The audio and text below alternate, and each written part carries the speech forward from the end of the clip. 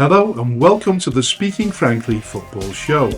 I'm Frank Hughes, the chairman of Skelmersdale United Football Club, and alongside me is my co-host and passionate press officer AJ Vigette. Not that being involved with the football club is a prerequisite for hosting a football podcast, but it certainly helps. We are ready to dive headfirst into the vibrant world of non-league football in the Northwest, and we might even take a moment to discuss some of the bigger headlines in the sport. We'll explore life in the Northwest counties, bring you interviews with well-known faces in the league, and analyse how local teams are performing while making bold predictions for their upcoming matches. Nothing is off the limits here. We'll be diving into all kinds of topics, including complicated refereeing decisions and regulations that often leave fans perplexed. We want to hear from you too. This is your show, so don't hesitate to reach out with topics you want us to tackle. Let's get this conversation started and enjoy every single moment. We are speaking frankly.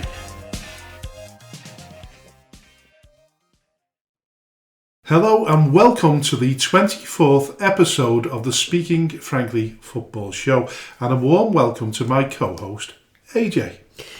Thank you, Frank. Hello, everyone. Thank you very much for tuning into the 24th episode of the Speaking Frankly Football Show. Now, on today's show, we're going to be going through the final lot of fixtures and results that came about last week, including the outcomes of various cup finals and playoffs. We're going to be shedding some light on news coming out of Accrington Stanley, Bury, Chester, Colne, Stockton, the Cheshire Cup Final, Truro City and Jersey Bulls. And then in the second part of the show, we have got Jonathan Beaumont on the show, the manager of the Division 1 South playoff champions, Abbey Hulton United. Now, as the season has ended, there is no part of the show that will come about with us giving our expert analysis on predictions, but we will be talking all things Skelmersdale United instead. So all of that is to come. But first, the Northwest counties, and like we say, the final results concluded. So this is the final round of the season in the Northwest counties. So it is. Congratulations first of all to Lower Breck for winning the playoff final in the Premier Division. They beat Padiham 2-0. Former Skem player Jesse Dowling scored the opening goal in the 57th minute. I think it was a penalty. It was, yep. And Elliot Hughes scored second deep into injury time, 6+ minutes after the 90. It's been an excellent season for Lower Breck, who kept Bury on the toes until the very final game of the league campaign. They thoroughly deserved promotion, there's absolutely no doubt about that. No. But they couldn't quite cap the season off as they would have wished, as they lost, was it 4? It's 4-1. 4-1 to Everton's, I would imagine, under-21s in the Liverpool Senior Cup Final, but I don't think they'll be too worried about that. No, they absolutely weren't. So I was lucky enough to be able to catch some highlights of the Cup Final between Lower Breck and Padiham. It were a very physical game between the two sides. Padiham were quite happy to sit deep and gift Lower Breck plenty of possession. The first half was quite cagey. There wasn't an awful lot of chances going either way. In the second half, though, came quite a pivotal moment when there was an entanglement between a Padiham defender and a Lower Breck attacker, in which the Padiham defender appeared to hold on to the leg of Lower Breck's attacking player. Appeared or did? Well, the camera footage wasn't fantastic. Right. It was filmed from the opposite end of the ground on a phone, which wasn't helpful. So from what I could see, there was an entanglement. Both players were sort of heading towards the ground, if you like, and then the Padiham player has taken hold of the Lower Breck player's leg as he's gone down. From what I've listened to, there was no complaints, or very few complaints from Paddy, so it must have been... No, I think the other understanding that I had was that he was the last man. Yeah. And the referee's given the penalty, which Jesse Dowling did dispatch. And, was it a straight red, was it? It was a straight red, yeah. So Padiham Lower Breck are winning 1-0. Padiham do sort of force a few chances, but they're finding last-ditch blocks and fine saves aplenty by Gary Moore's Lower Breck. And then they have quite a good chance to equalise in the last minute. It was a flying header from one of the Padiham defenders that's gone just wide, and then at sort of the 96th minute, the Padiham goalkeeper sends a Hail Mary free kick deep into Lower Breck territory. It's dealt with, and then Elliot Hughes pounces, sprints clear, and puts the second goal in to secure a 2-0 win and a thoroughly deserved promotion for Lower Breck. So they'll be playing in the Northwest Counties, the Northern Premier League West, along with Bury next season. And deservedly so. They both finished on 106 points or something like that. 109, so Bury finished on 106. Lower Breck finished on 103. 103, yeah. Yeah. So that was all it was. It was just three points in it, where I think at the start of the season, a lot of fans thought Bury would waltz it, through the season. And you know what? The pair of them, Bury and Lower Breck, put together quite an astonishing run of form. And it's almost unfair, really, that just two teams had to go up and one of them would have to negotiate the playoffs. Yeah. Listen, for Padiham, they were beaten in the playoff semi-finals last season by eventual winners Wythenshawe Town. Wythenshawe Town, as we know, alongside Wythenshawe, they've both been relegated. Yeah. One assumes back into the Northwest Counties Premier Division. Yeah. But bitter pills to swallow for Padiham. Very much so. Yeah, they made a really good account for themselves towards the latter end of the season by being the team who were in the playoffs despite having played about half a dozen games less than the teams around them, and we thought that there might be a chance that they could interrupt that rivalry between Bury and Lower Breck. A couple of defeats paid to that one, but they were very firmly in the playoff charges from then on in. They'll be desperately disappointed to have had a second consecutive season in the playoffs not go their way, but I should imagine that they'll be gearing up for the third try. They always say that third time is a charm. Maybe that'll be the case for Padiham this time around. Well, I don't know so much. I mean, back in my first stint as chairman, we were in the playoffs 4 times out of 5 seasons, and we never got out of that league. No. Not at that particular point. No, certainly not at that particular point, but you never know. It might come good for Padiham this time around, maybe it won't. It really depends on how the players are going to sit back and view this season, whether they'll consider that a success or whether they'll consider a second successive playoff exit as one too many. But it's fair to say we weren't expecting Lower Breck to do what they did. It's a remarkable achievement by a club what you would imagine hasn't got the greatest of financial resources. No. Probably made up of a squad of really good friends, I would imagine, from the Liverpool area. And listen, we hope to get Gary Moore on the show next week if it's at all possible, and speak about his journey as well, because they're all interesting journeys that they've been on, whether you've been a winner or finished in the middle of the table or bottom of the league. Well, that was Lower Breck last season, wasn't it? They didn't finish anywhere near second or even close to the playoffs last season. I think they were about 11th or something like that one. So there was no notion at all that they were going to be up there with your Berries, your Padihams, your Earlhams. Nothing even close. So what they've done is nothing short of extraordinary, and we need to kind of get the lowdown from Gary Moore as just exactly how he has done it. Yeah, well, hopefully we'll have him on the show next week. Oh, fingers crossed. I've got his phone number now, so... There you go. Right, moving on to Charnock Richard, Yeah. which was the final game in the sort of involvement with the North West Counties. Charnock beat Stafford Town 6-2 to win the Macron Cup Final.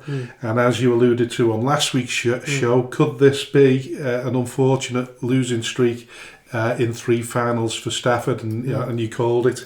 I certainly did. Yeah, I had a feeling that Charnock Richard would beat Stafford. Yeah, it was quite unfortunate, but from what I've been able to gather, the 2-2 half-time score in this game flattered Stafford Town, and Charnock were a bit profligate. They could have easily been 4 or 5 up by half-time. Nonetheless, it was 2-2, but Charnock absolutely ran away with it in the second half, scoring 4 goals unanswered to seal the Macron Cup Final, which I believe they won for the second time in recent seasons, having also won it in 2021. So there, Charnock Richard, despite a domestic mid-table finish, rounding off the season in a bit of style with a 6-2 win at the Wham Stadium, home of Accrington Stanley.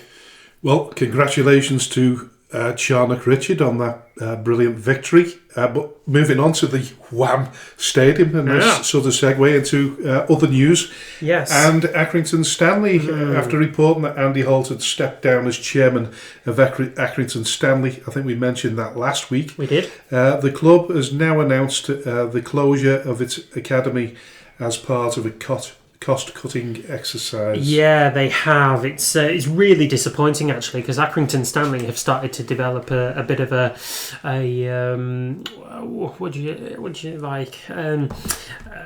consistent record of developing really good players from their academy. I think we've got a couple of names on there as well. I think Josh Woods was part of their academy. One of our own, a fella by the name of Lucas Kirkpatrick, had just signed an agreement with Accrington Stanley's academy as well, I believe. But they have now closed it, and in the press statement that came out a couple of days ago, they said, "It is with deep regret that we announce the closure of the Accrington Stanley Football Club Academy, a decision that has not been made lightly, but is a necessary step given the significant financial challenges the club is currently facing. In addition to the restrictions on the use of club facilities and the reduced ability to generate revenue, the imposition of significant tax increases on jobs has substantially raised costs for what is already a loss-making business. This has been a major factor in the decision we have had to make as we work to protect the long-term future of the club. We sincerely thank everyone involved with the Academy for their unwavering commitment, effort and support. Please rest assured that we remain dedicated to ensuring the club can weather these challenging times and emerge on a stronger footing for the future." Now, that is obviously a double jeopardy, if you like, for Accrington Stanley, because Andy Holt, as we reported, has stepped down as chairman of Accrington Stanley. And indeed, he's resigned as a director as well. He's no longer on Company's House records, I think. No, he's completely disassociated himself from Accrington Stanley's current operational running, and the restrictions on the use of club facilities that was mentioned in the statement was the venue that they had for events and music events that we have reported on a few weeks ago, that was closed by Hinburn Council as a result of noise complaints issued by residents within the local area. It all seems that Accrington Stanley's revenues and outgoings have had to be balanced by the closure of the music venue, and they have now made the decision to close the academy as well. A deeply disappointing move by all associated with that football club. And quite disturbing, really, because there's no doubt about it. You know, Andy Holt has done a magnificent job with Accrington Stanley. He's ploughed millions of pounds into the football club. The facilities are better than they've ever been. So in terms of Do you feel sorry for Andy? Do you think he's been mistreated by the council? Because he was, 1 minute he was given the freedom of Accrington, and then he was, unceremoniously broken down by the noise abatement order. Yeah, absolutely. Or the licensing laws. Yeah, I think he has. Yeah, I really do. As you say, he's put millions into Accrington Stanley, a club which I believe dropped down towards step 5 or step 6 of the non-league pyramid and had to start again. Is that correct, Frank? Sorry. They had to drop down. I was trying to get rid of that noise in the background, you see, but I thought it was my phone, but it must be yours. So go on, you were saying. Is that Accrington Stanley had to drop down the pyramid quite substantially and begin again, did they? Well, they actually dropped out of the Football League, didn't they? Right, okay. Before they restarted. Yeah. And I think they reformed, somebody will probably tell me, but they were in the Lancashire combination when Skem were in it. Okay. And then later on in the North West Counties, when the North West Counties was formed in 1982. Yeah. I remember going to play them opposite, sort of close to the ground, but on a field with absolutely no facilities around it whatsoever, and it was all cordoned off with some crooks and a rope around the pitch, but still very well supported. Then I think there was about 200 to 300 people there on a really wet sort of October. You remember going there a few times, but yet they've. As the old adage goes, or the advert was, who the hell are they? Well, they're Accrington Stanley. But you worry about the future now, and the fact that they finished so low in Division 2 or League 2. What's in store for them next season? Well, I think the current board of directors have got an enormous job on their hands to try and A, retain the players that they've got, B, recruit players ably for next season when the fight is going to continue to ensure that they stay up, because the two relegated clubs that we discussed on last week's show, one of which was Morecambe, the other one was Carlisle United. Both of them finished quite far away from Accrington Stanley and look destined for relegation as early as March, really.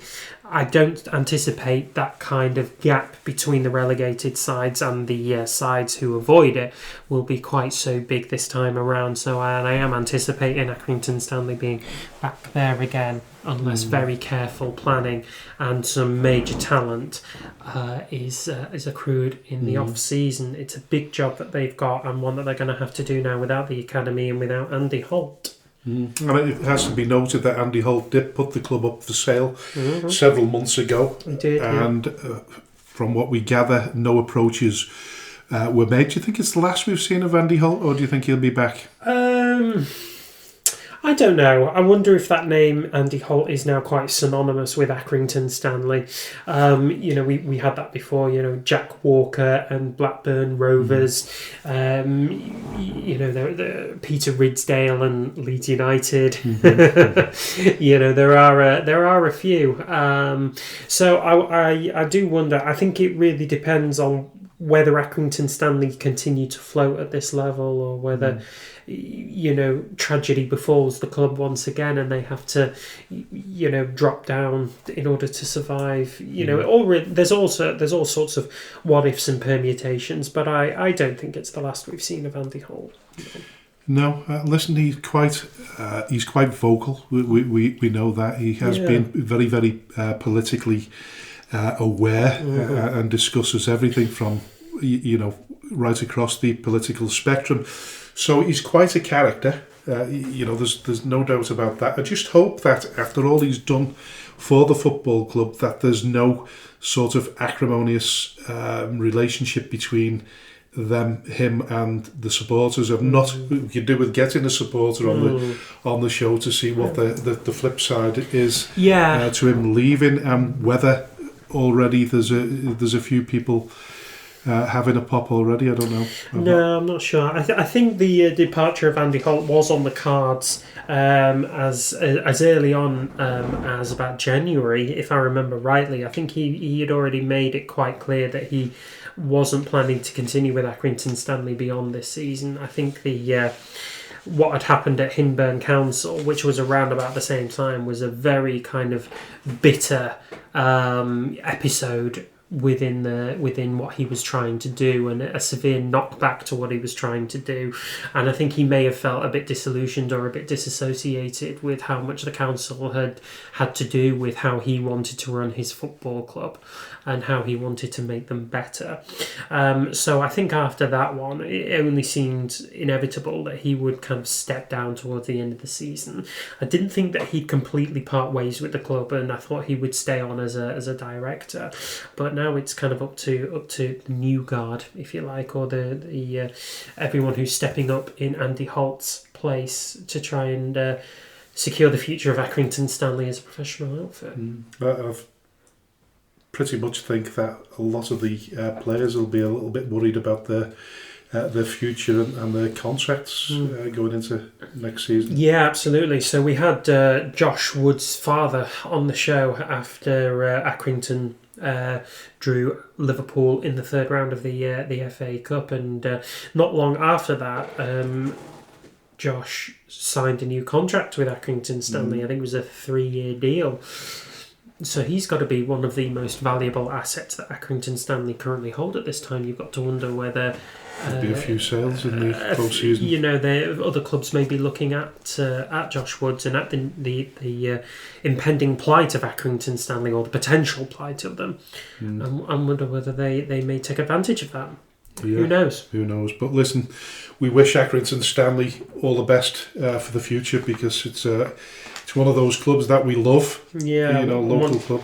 A local club, a club that's been... Great story. Yeah, up and down the entire ladder of league and non-league football as far back as the turn of the 19th century, really. With an absolute amazing history. But listen, we move on to Bury. Bury have announced their list of players to be released. That list included the controversial Lewis Byrne, who they signed from Chadderton when Chadderton was still challenging for the title. Now, you brought this to my attention. I did. And you've been quite vocal about it. A little bit, yeah. So from what I've gathered, Lewis has decided that he's going to play...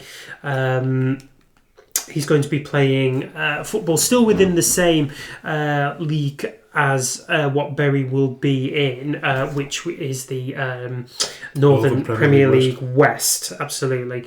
And he took to Twitter, or X, to announce that he would like to thank everyone at Bury FC for his time.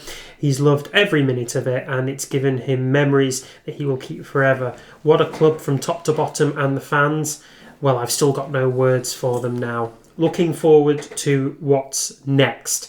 So Lewis Byrne is obviously very optimistic about what the future holds for him, and I think given his exploits with Chadderton in the North West Counties Premier, he will be a prime prize for anybody in the Northern Premier League West next season. It will not, however, be Bury. When he signed for them in January, he had already plundered 30 goals in the first half of the domestic season with Chadderton, and spearheaded Chadderton's promotion challenge, which disappeared rather quickly when he left.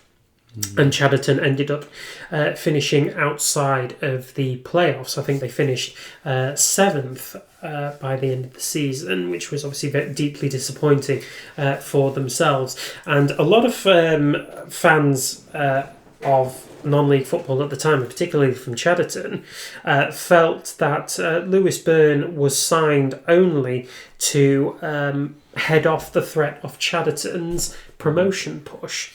As it was, Byrne did not find himself playing regular football. He often found that he was making appearances for Bury from the bench, and although he managed to score 6 goals in all competitions for Bury, he found himself completely in the shadows of DJ Pedro, Brian Lee, and the winger the left winger who played for Bury, Radek Stepanovs, all of whom had scored beyond 20 goals for Bury. So now he's decided that he's not continuing with the club and is of now a free agent. So, a few eyebrows will be raised, no doubt, as to Bury's intentions when they signed him, however honourable they may have been, and I'm sure they would have thought that at the time he was a really good extra weapon to their arsenal. But now that they've taken the decision to release him, you have to wonder exactly what it was all for. Listen, whatever. I say all's fair in love and war. Yeah, absolutely. That list of players to be released also included Bury's veteran defender Gaz Pete, who's spent, I think, the better part of a decade with the club now, as well as the mercurial Courtney Meppen-Walters, who had had some really good performances for Manchester-based clubs up and down the divisions, including, I think, Wythenshawe he played for as well, but he now also finds himself without a club heading into the off-season. So he's 35 years of age, Gareth? Gaz Pete? Yeah, something along those lines, yeah. So absolutely a veteran of the club, along with Nicky Adams, who announced his retirement at the end of last season as well, having seen through Bury's promotion push. So they're going to have to rebuild a little bit of their squad going into the Northern Premier League West for next season. And you can see Gaz, playing at pretty much a similar level, or he might even drop down to the Northwest Counties North, if we're still in it. Yeah, he could possibly. One for Tommy. Food for thought. Yeah, maybe. I'd certainly say that Gaz has got the pedigree to stick around in the Northwest Counties or the Northern Premier League. Whichever one he wants to do. I think the ball's very much in his court. Yeah. Listen, moving on to the Cheshire Cup Final. The final between Stalybridge Celtic and Runcorn Linnets ended violently as supporters invaded the pitch. There's a video knocking about. It's not clear who started it or why it happened, but once again it's been blamed on the lack of stewards because it's manifested into something more than they wanted. We've reported on a similar issue of violence early on in the season when a fight broke out between Lancaster City and Macclesfield fans. Smaller numbers, but the same issues surrounding stewarding. Yeah, very much so.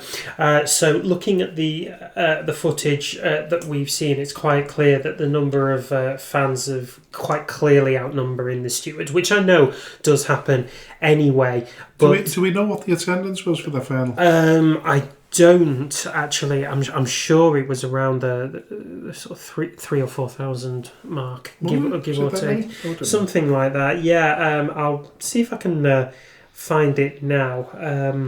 But whatever way you look at this, it's an unsavoury incident, and supporters have to be accountable. We can't always blame it on stewarding. No. You would have expected a game like that. It would be a very friendly sort of end of season final. Yeah, you would have hoped so. Obviously, a cup final does bring its tensions. That kind of, it can manifest itself into tensions off the pitch as well. Fans, forgetting their place, forgetting the necessary behaviour that needs to be accompanied by attending a football game. So these people have actually, the supporters have gone onto the pitch at the end of the game when Linnets have won it.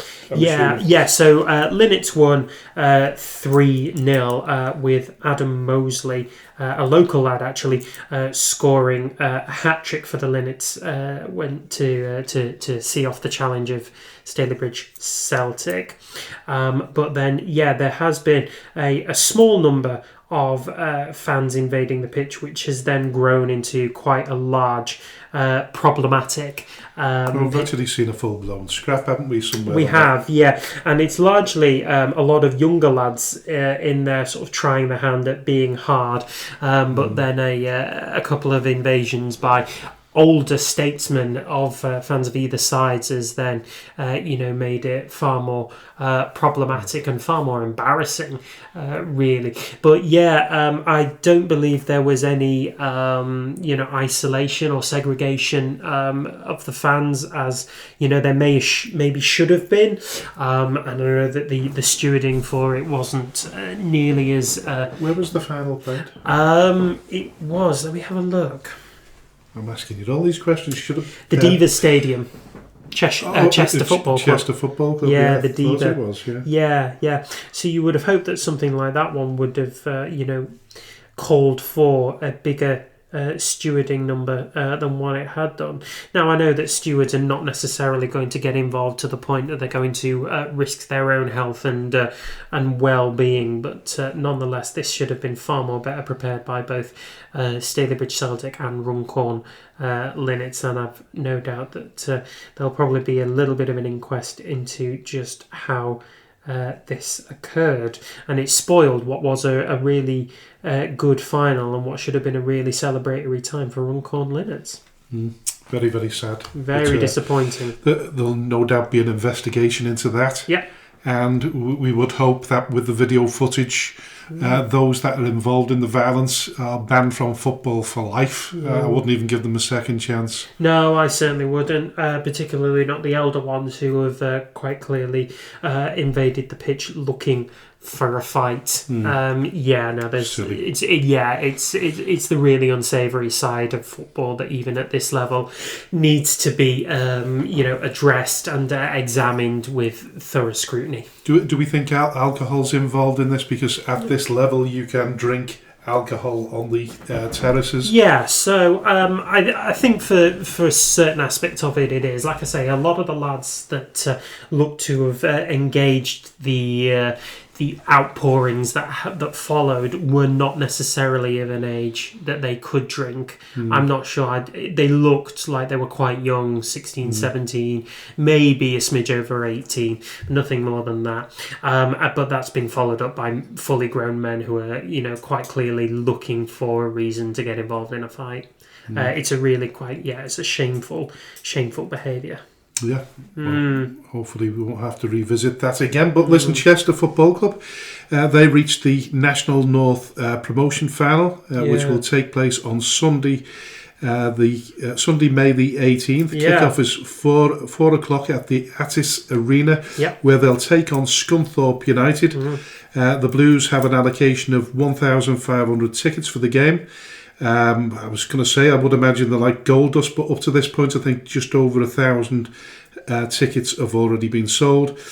Chester beat Buxton 2-1 after extra time in the qualifying round, followed by a 2-1 victory away to Kidderminster Harriers in the semi-final to progress to the final. They've done it the hard way so far. And although Scunthorpe away will be a challenging game, you wouldn't bet against them, would you?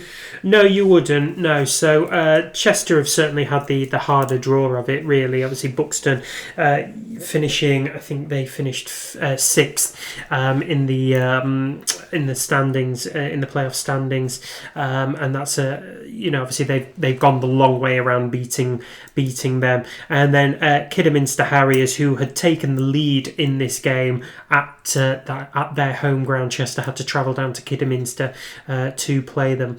Now they've showed terrific resolve in turning that result around against quite a cauldron effect of Kidderminster away, and seen them through to the final.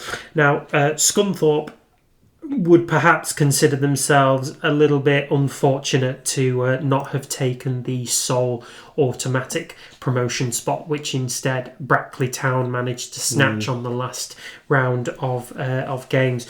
Nonetheless, they made up for that by beating Chorley 4-2 at the Attis Arena in front of a capacity crowd of about 5,500 went to the Attis Arena for that one. Probably expecting a similar game for the final. I think they will be expecting a similar gig for the final. The ticket office is actually only opened today. The Scunthorpe organisers and seniors decided to give the ground staff a few days off extra after the bank holiday Monday, and so they only came back for business today. So with that in mind, you would start to see an influx of tickets being snatched up. This is a massive game, and it gives Scunthorpe an opportunity to get back to where they feel they rightly belong. They've been off the league circuit longer than Chester, but in less in probably more conspicuous circumstances, if you like. They've had a very long, disappointing period under the former chairman, Peter Swan, who a lot of Scunthorpe fans feel was very poisonous for the club, failed to properly run it the way a club should be run. But they feel like under the new regime, they feel like they are on the right track and getting a lot closer to being back where they belong. As for Chester, they've done it the long way. They had a lot of financial difficulties, which saw them drop well away from the Football League circuit and have had to build themselves back up from the bottom. But this is going to be a really big game, whatever way you look at it. For me, I think Scunthorpe are the favourites, given home advantage and given that they've had to do a shorter route.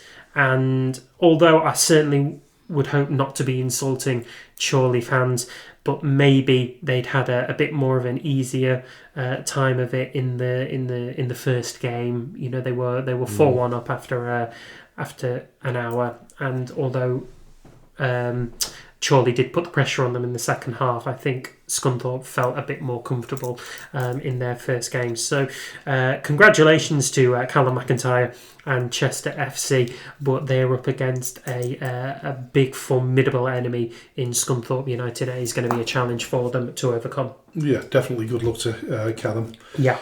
And listen, we move on then to the Colne. The club has announced that they've duly elected Trevor Abraham and Glenn Stock as joint chairman. As you know, Colne were relegated at the end of the season, and it appears they've both decided to bring a fresh impetus into the club, which by all accounts is needed. Yeah, very much so. I think it's a rebuilding job for Colne. I think, as you alluded to in a few episodes previously, they have flirted with with relegation for the past couple of seasons. Unfortunately, despite a spirited half-season galvanisation, which it looked like they may just escape that relegation trapdoor. Unfortunately, they weren't able to, and they, along with Squires Gate, have now gone down into, we assume, Northwest Counties Division 1 North, and they decided the rebuild starts now with the appointment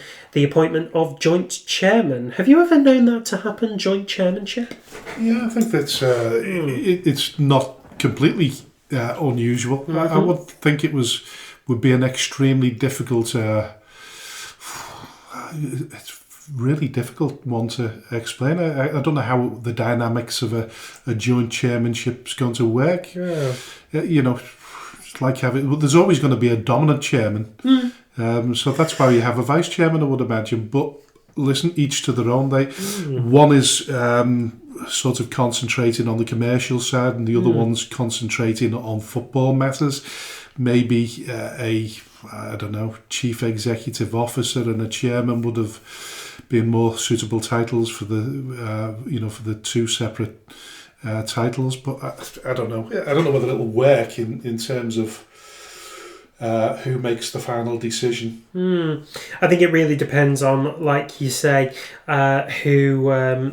whether they've got a commercial aspect of it, and whether they've got a more day-to-day footballing side of it.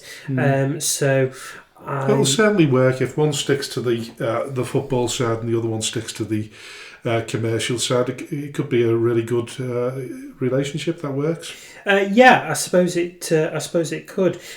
So there's been a few bits of feedback on it. So. As you say, it looks very much like one of them is going to be focused on the footballing operations, which will be Trevor Abraham, and then Glenn Stock is going to be focusing on commercial development. Club resources are going to continue to be managed, collectively, if you like. Now, a lot of supporters on there seem to be saying, that this is definitely a positive step in the direction for Colne FC, and particularly for Trevor Abraham, who I believe has had quite a long-lasting relationship with Colne FC. And he's actually got a podcast called Bouncing Back. So it may well be worth actually bringing Trevor Abraham onto the show to see, to just kind of talk about his experiences and just to let other people know that both AJ and I are both available for other podcasts as well. If you want to invite us onto your podcast, and vice versa, if you'd like to come onto this show. Well, currently Frank has been on one podcast since we started this non-league podcast venture between us. I am yet to make my bow on any of the Which podcasts. one was that? It's the one that was filmed in the barber shop. Oh, the one that was filmed in the barber shop. I can't remember what it was called, but it was filmed in the barber shop. That was brilliant. I really enjoyed that. Well, I told you the story about that today.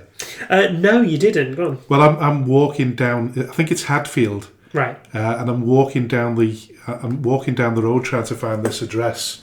And then I was doing a double take, looking for the number, and I noticed it was a barber shop. Okay. And obviously it was where the podcast was to be held. Yeah. And I walked in there, sat down in the barber's chair, much to the amusement of people passing by, because as anybody that knows me, I do not need a short back and sides because what I've had, is gone, washed and gone. So it was a really good, it was a really interesting time to be on a podcast, to be honest with you. But really thoroughly should have enjoyed done.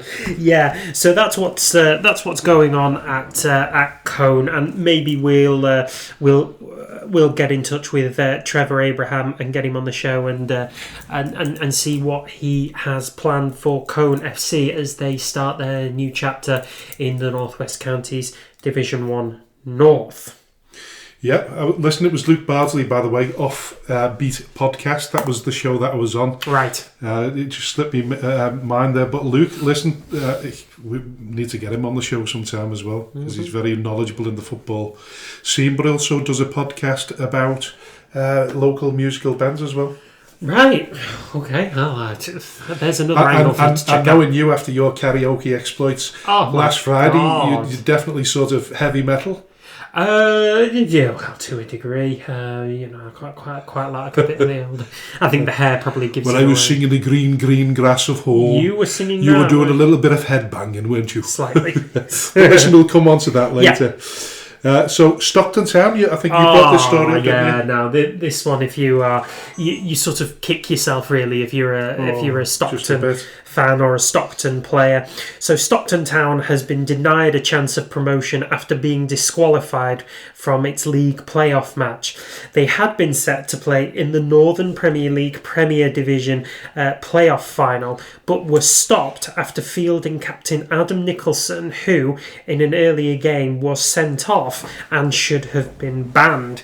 The club appealed the decision, however, the Northern Premier League upheld its ruling at a disciplinary meeting on Sunday. The club said in a statement that it was disappointed by the outcome, as you absolutely would be. So the breach occurred during the Premier Division semi-final game against Guiseley AFC, in which Nicholson played, despite being sent off on the final day of the regular season.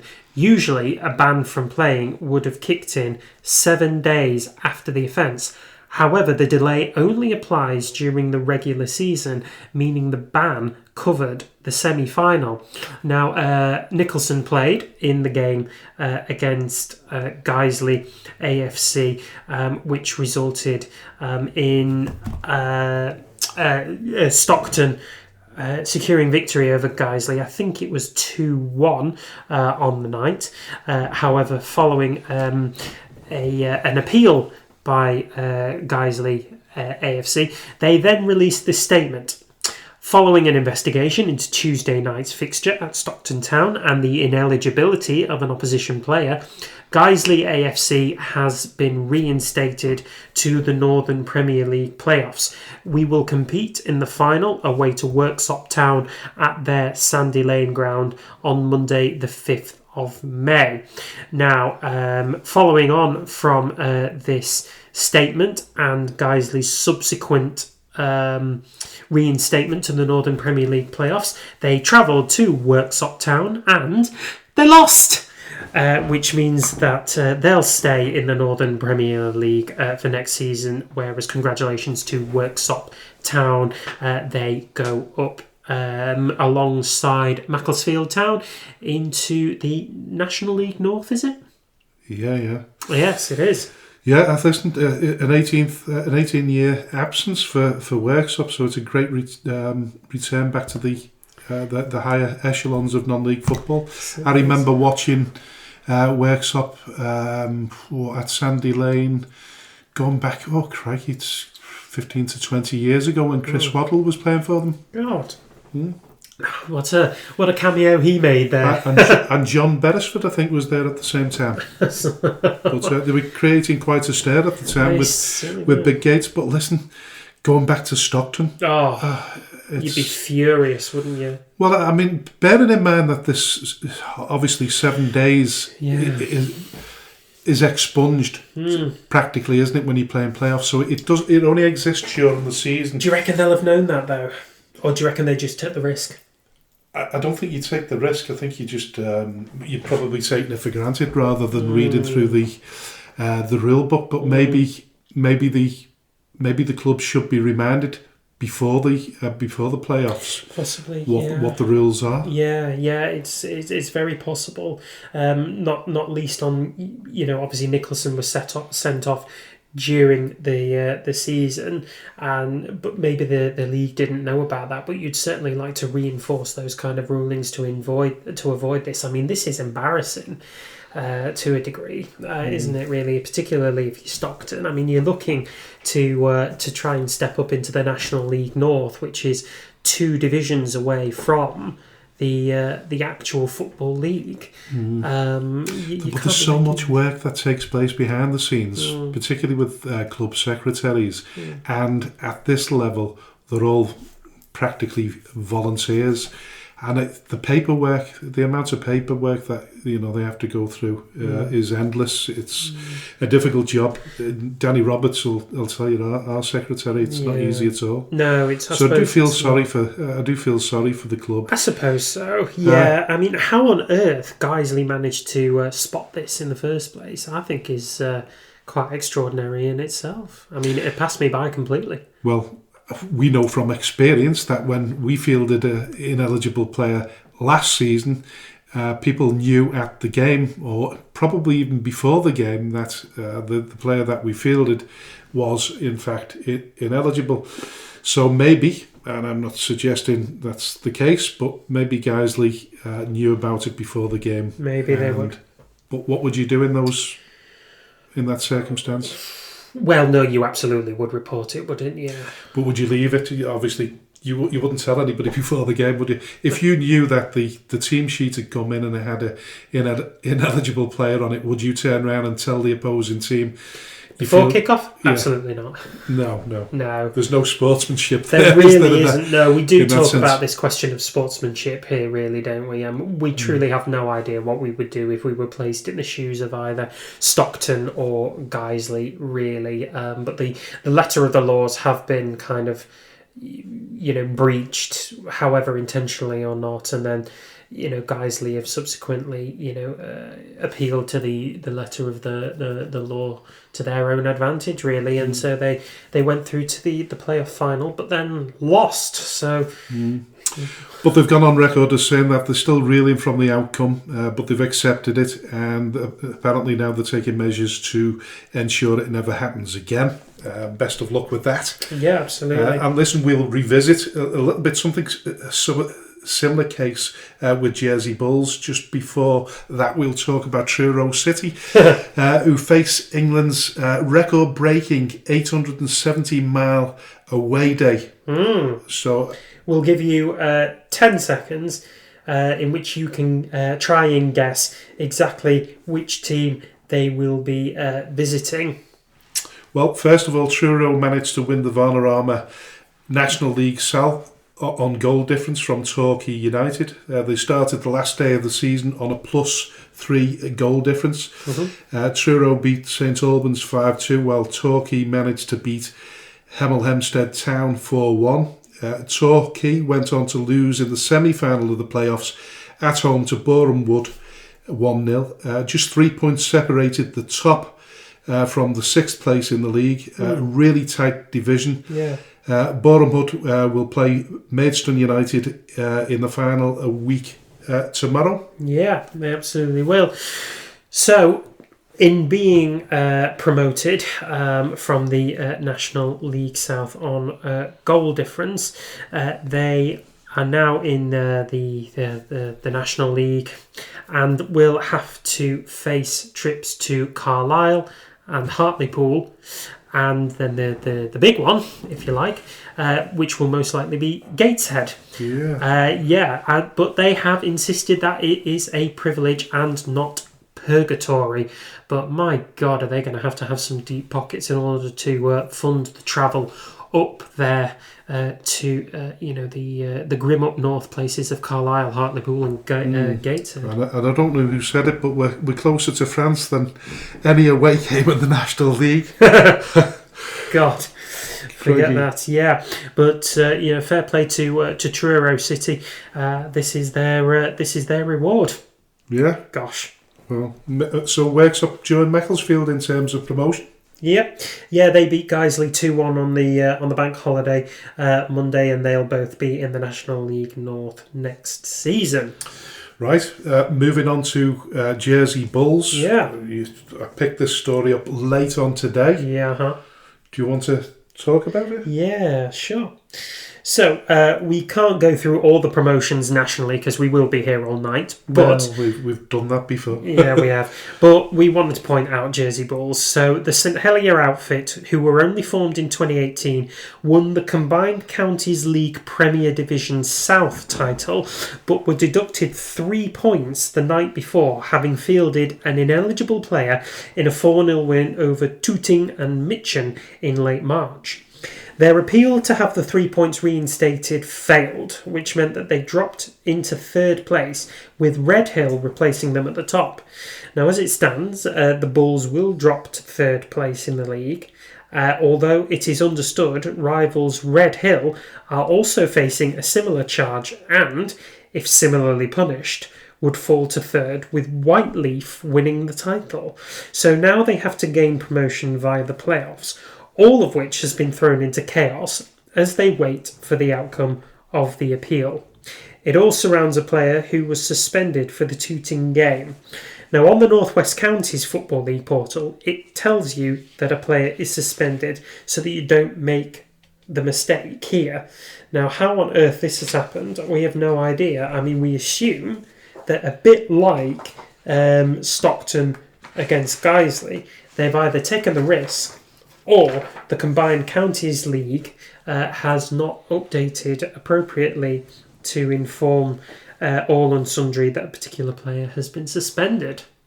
Yeah, it's all very bizarre. It is. Slightly different to the ineligible player, albeit you make yourself ineligible by being suspended. But like I said, I've said to you before, that if you go on the North West Counties portal, as I've done on a few occasions this season, while I've been acting secretary, it tells you at the top that which players are suspended or not eligible for the game. Yeah. So one assumes that it's pretty much similar in that league. But then, how do you make a mistake like that? I don't know. I think there's got to be a serious amount of confusion going on there, or you've just overlooked that fact. As we say, being a secretary is sort of a very difficult job and on occasions a thankless task. So I feel like this was...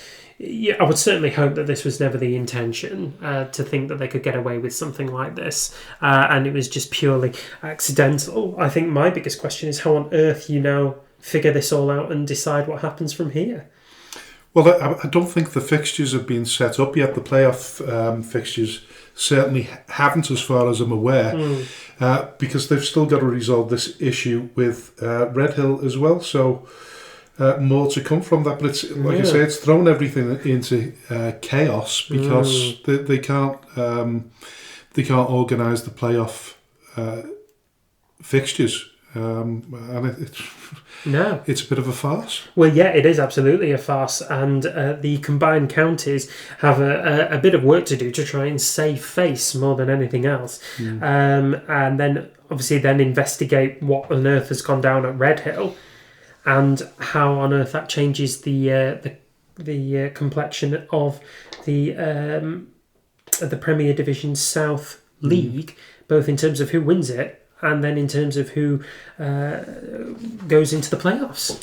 And this was the latest news up to the 5th of May, so that things might have changed. I've not noticed any fixtures this weekend in the playoffs, so one assumes they're probably looking at the week ahead from there on. But listen, I didn't know anything about Jersey Bulls until I seen this story, and it's quite an interesting story. It's sort of got a similar feeling about that and the Isle of Man in terms of the Isle of Man. But the only difference is the Isle of Man are not competing in the FA Vars or FA Cup, which the Bulls have been. It's also worth noting that their operating costs are in excess of £250,000 per season. Hell of a lot of money, and it could only incur greater costs. One would imagine the higher up the non-league pyramid they go. How much did you say that they were operating on? £250,000. Ah, a season? A season, yeah. Wow, that's really high. It is, but then when you consider the flying over from Jersey, I don't know what the situation is there. I know the Isle of Man government, or the sort of what would you call them, the stakeholders at the Isle of Man, they pay for your hotels and your flights when you play them away from home. I don't know whether the Bulls do the same for the away clubs. Yeah. But it's an expensive operation, whatever way you look at it. Yeah, it is. Yeah, absolutely. But then Jersey is a place full of wealth. It is a very expensive place to be and to go and to invest. So, fair play to them. They've done very well to, get this far.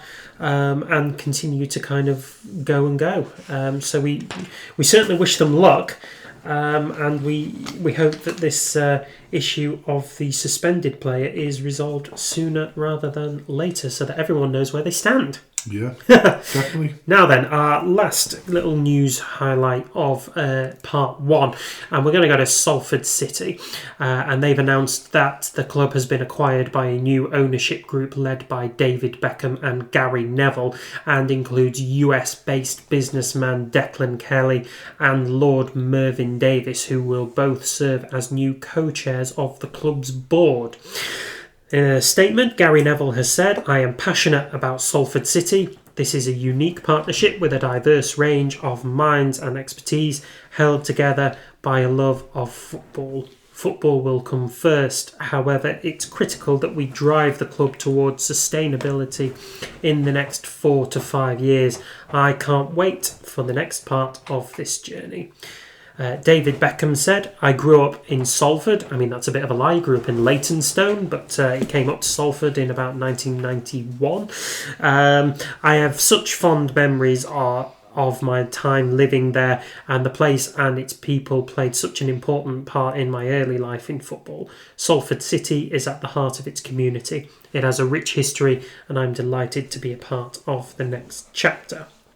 And Declan Kelly and Mervyn Davies have also had their say in a joint statement, saying, we have been close friends and partners for more than a decade, and we look forward to partnering with David, Gary, and this phenomenal new ownership group, the class of 92, and everyone at SCFC to take this project to the next level and hopefully bring more success to Salford City's wonderful fan base, players, and everyone associated with the club. So Salford City at the minute are currently in League 2 and just missed out again on the League 2 playoffs, which obviously is deeply disappointing for the class of 92, who were the headline investors in Salford City and such a key part of their rise through the non-league pyramid and up into the league circuit as we know it. And now it's time for a new chapter in the club's history and in the club's growth, which will hopefully take them beyond League 2 and into higher echelons of league football. Only we will see. But it's very interesting that keyword sustainability has come up again. We have had a lot of interviews and seen a lot of news articles about football clubs being taken over by new chairmen or by new owners who have all got a key interest in battling the current cost of living crisis and the current costs of running a football club to try and make it sustainable and profitable and long lasting. Now we at Skelmersdale United have exactly that kind of manifesto to take the club forward as well. But it's very interesting that even at the highest level, teams like Salford City have that keyword sustainability ringing around their own manifesto, even as they try to build into League One and beyond. And it makes you wonder what, in terms of overall growth, where Salford can actually get further down the line. I remember them back in the Northwest Counties before the class of 92 took control of Salford. They had one big grandstand. The rest of the facilities were crumbling. The job that they've managed to do on the football club since they've arrived has been fabulous. It's a great little stadium that they've got now, but I just think, you find your level, and I wonder. You have said that before. I wonder what level Salford can be in terms of sustainability. You've got to throw silly amounts of money at any football club these days to make it successful. So yeah, you absolutely do, which I think is why they've brought in the US-based businessmen in Kelly and in Davis. Not to mention the fact that David Beckham and Gary Neville are both very profitable businessmen in their own right, with a lot of money behind them. This would say an awful lot about Salford City's ability to compete at the higher levels. I don't know whether sustainability is necessarily the right word I'd use for something like that. Obviously, you beg to wonder whether Salford City are going to kind of live within their means, but bringing in US-based businessmen always sounds a bit of a bell for heavy investment and ambitious spending. We saw that with Todd Burley over at Chelsea. We saw that with Stan Kroenke when he took over at Arsenal, and perhaps less recently, but certainly more prevalent, is the spending habits of the Glazers over at Manchester United. And sustainability is not a word ringing true at Old Trafford right now, but maybe at Salford City it will be. So in the true sense of the word, it's not sustainability, because that's, like you say, living within your means. It looks as though they have to throw more money at this project if it's going to be as successful as they planned it to be. Yeah, I think so. They've only just missed the League Two playoffs, so they're already up there and they're already challenging. They now need to kind of take that next step, and you wonder what that next step is. You feel like there's going to be big names involved, big business acumen, big players coming in. You have to wonder whether transfer fees will be commanded, agents' fees, all of that stuff is now associated with big investment. So it'll be really interesting to see exactly how Neville, Beckham, and these two businessmen shape the future of Salford and whether they make that very public. Time will tell. Yes, best of luck for them. Yeah, absolutely. Moving on to Skem United Football Club. Yeah, absolutely. So are we going to do this in part 1 or are we going to do this in part 3? What are you thinking? I think we'll leave that to part 3 where we do our end of season roundup. And not that there's much to round up. There is from a Skelmersdale United point of view. Well, we'll talk about what we've learned and we'll get the final words from AJ in the third part of the show. But coming up in the second part of the show, we'll be speaking to Jonathan Beaumont, Jonathan Beaumont, who's the manager of Abbey Hulton United. And as we've alluded to before, they managed to win the playoff final against Stafford Town on penalties. At the weekend before last. So we'll speak to Jonathan Beaumont after the break. Please don't go away. Special shout out to all the businesses that support Skelmersdale United Football Club, Origin Sign Company, T&W Garners, 7PDS, Skem Express Cars 5005, Lease Car UK, RNB Auto Centre, SB Skills Solutions and Hey Presto Web Design. Thank you to everyone who donates to the club, supports our race nights, raffles and the lottery bonus ball scheme, and of course the last man standing. A special thanks to those who organise these fundraising events, especially the incredible Lee Davis and Lucas Berquist. To all who stand by us both on and off the field, we are truly grateful. If you wish to sponsor the show, please contact me at chairman.skemutdfc@gmail.com or call me on 07766 054 548. All proceeds will go to Skelmersdale United Football Club. Thank you for your unwavering support. Hello and welcome to the second part of the Speaking Frankly football show, and a warm welcome to our special guest today, Jonathan Beaumont, who's the manager of Abbey Hulton United. Welcome to the show, John. Cheers, mate. Thank you. First of all, sorry.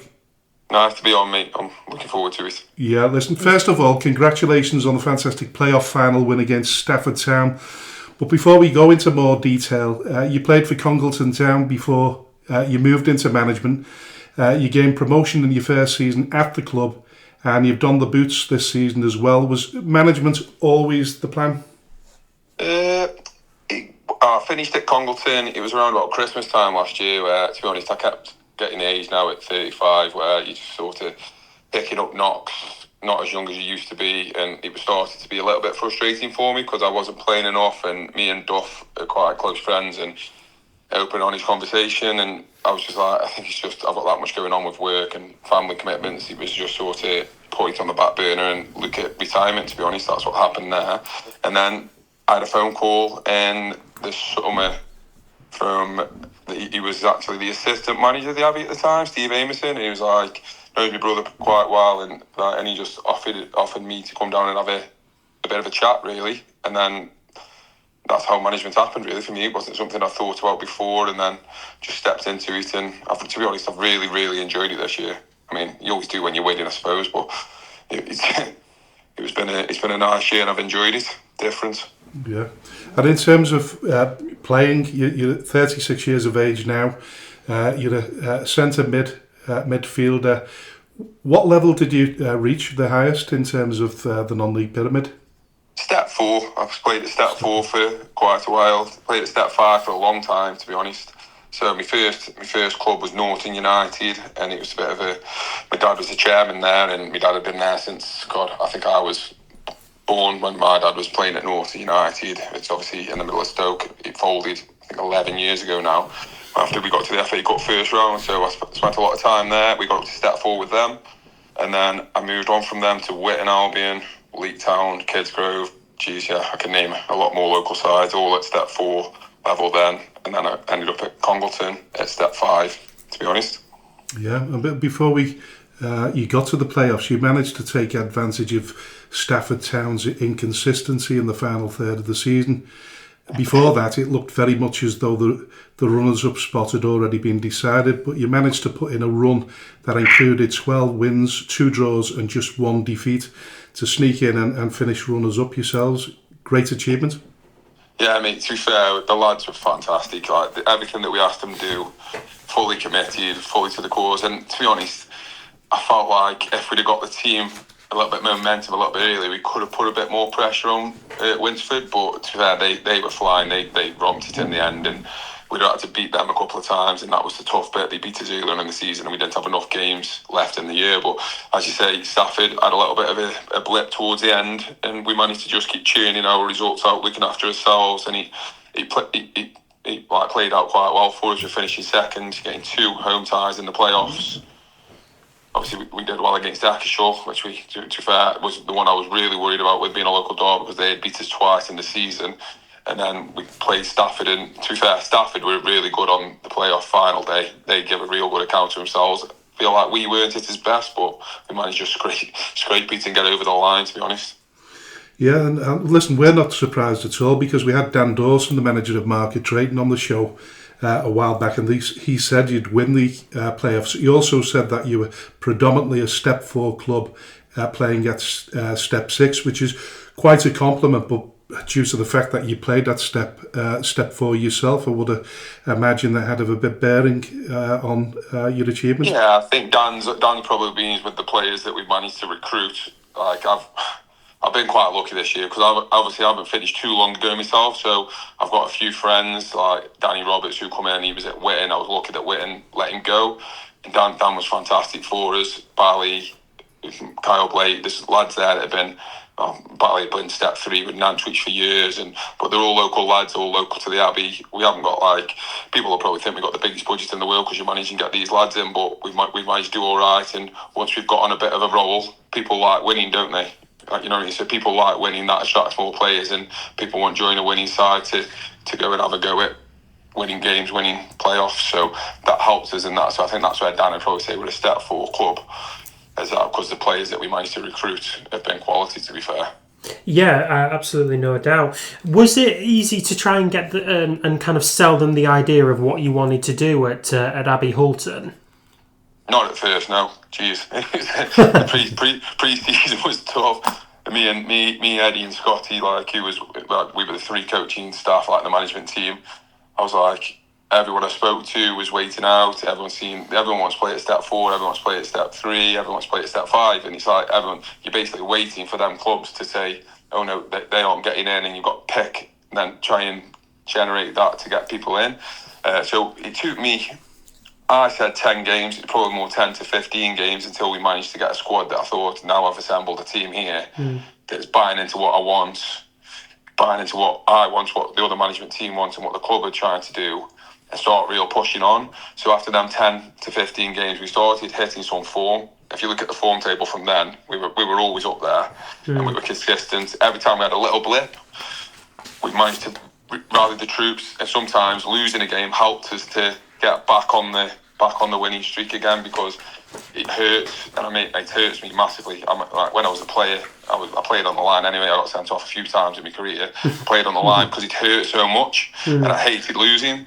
And when I hate losing, I'll take it out on the players. I give it them, to be honest, AJ, and I give it them, and we have open and frank conversations that if it wasn't good enough, we need to lift our levels to where we know we should be, and it can't be good enough ever.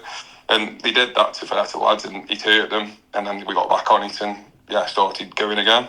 Yeah, what you were saying about the kind of the losses galvanising the wins certainly rings true in the opening part of the season. You had quite a rough beginning to the season, I think, by all accounts. You sort of lost 3 of your first 4 games. You drew against Shawbury, and then a couple more losses against Stockport and Cheadle Heath.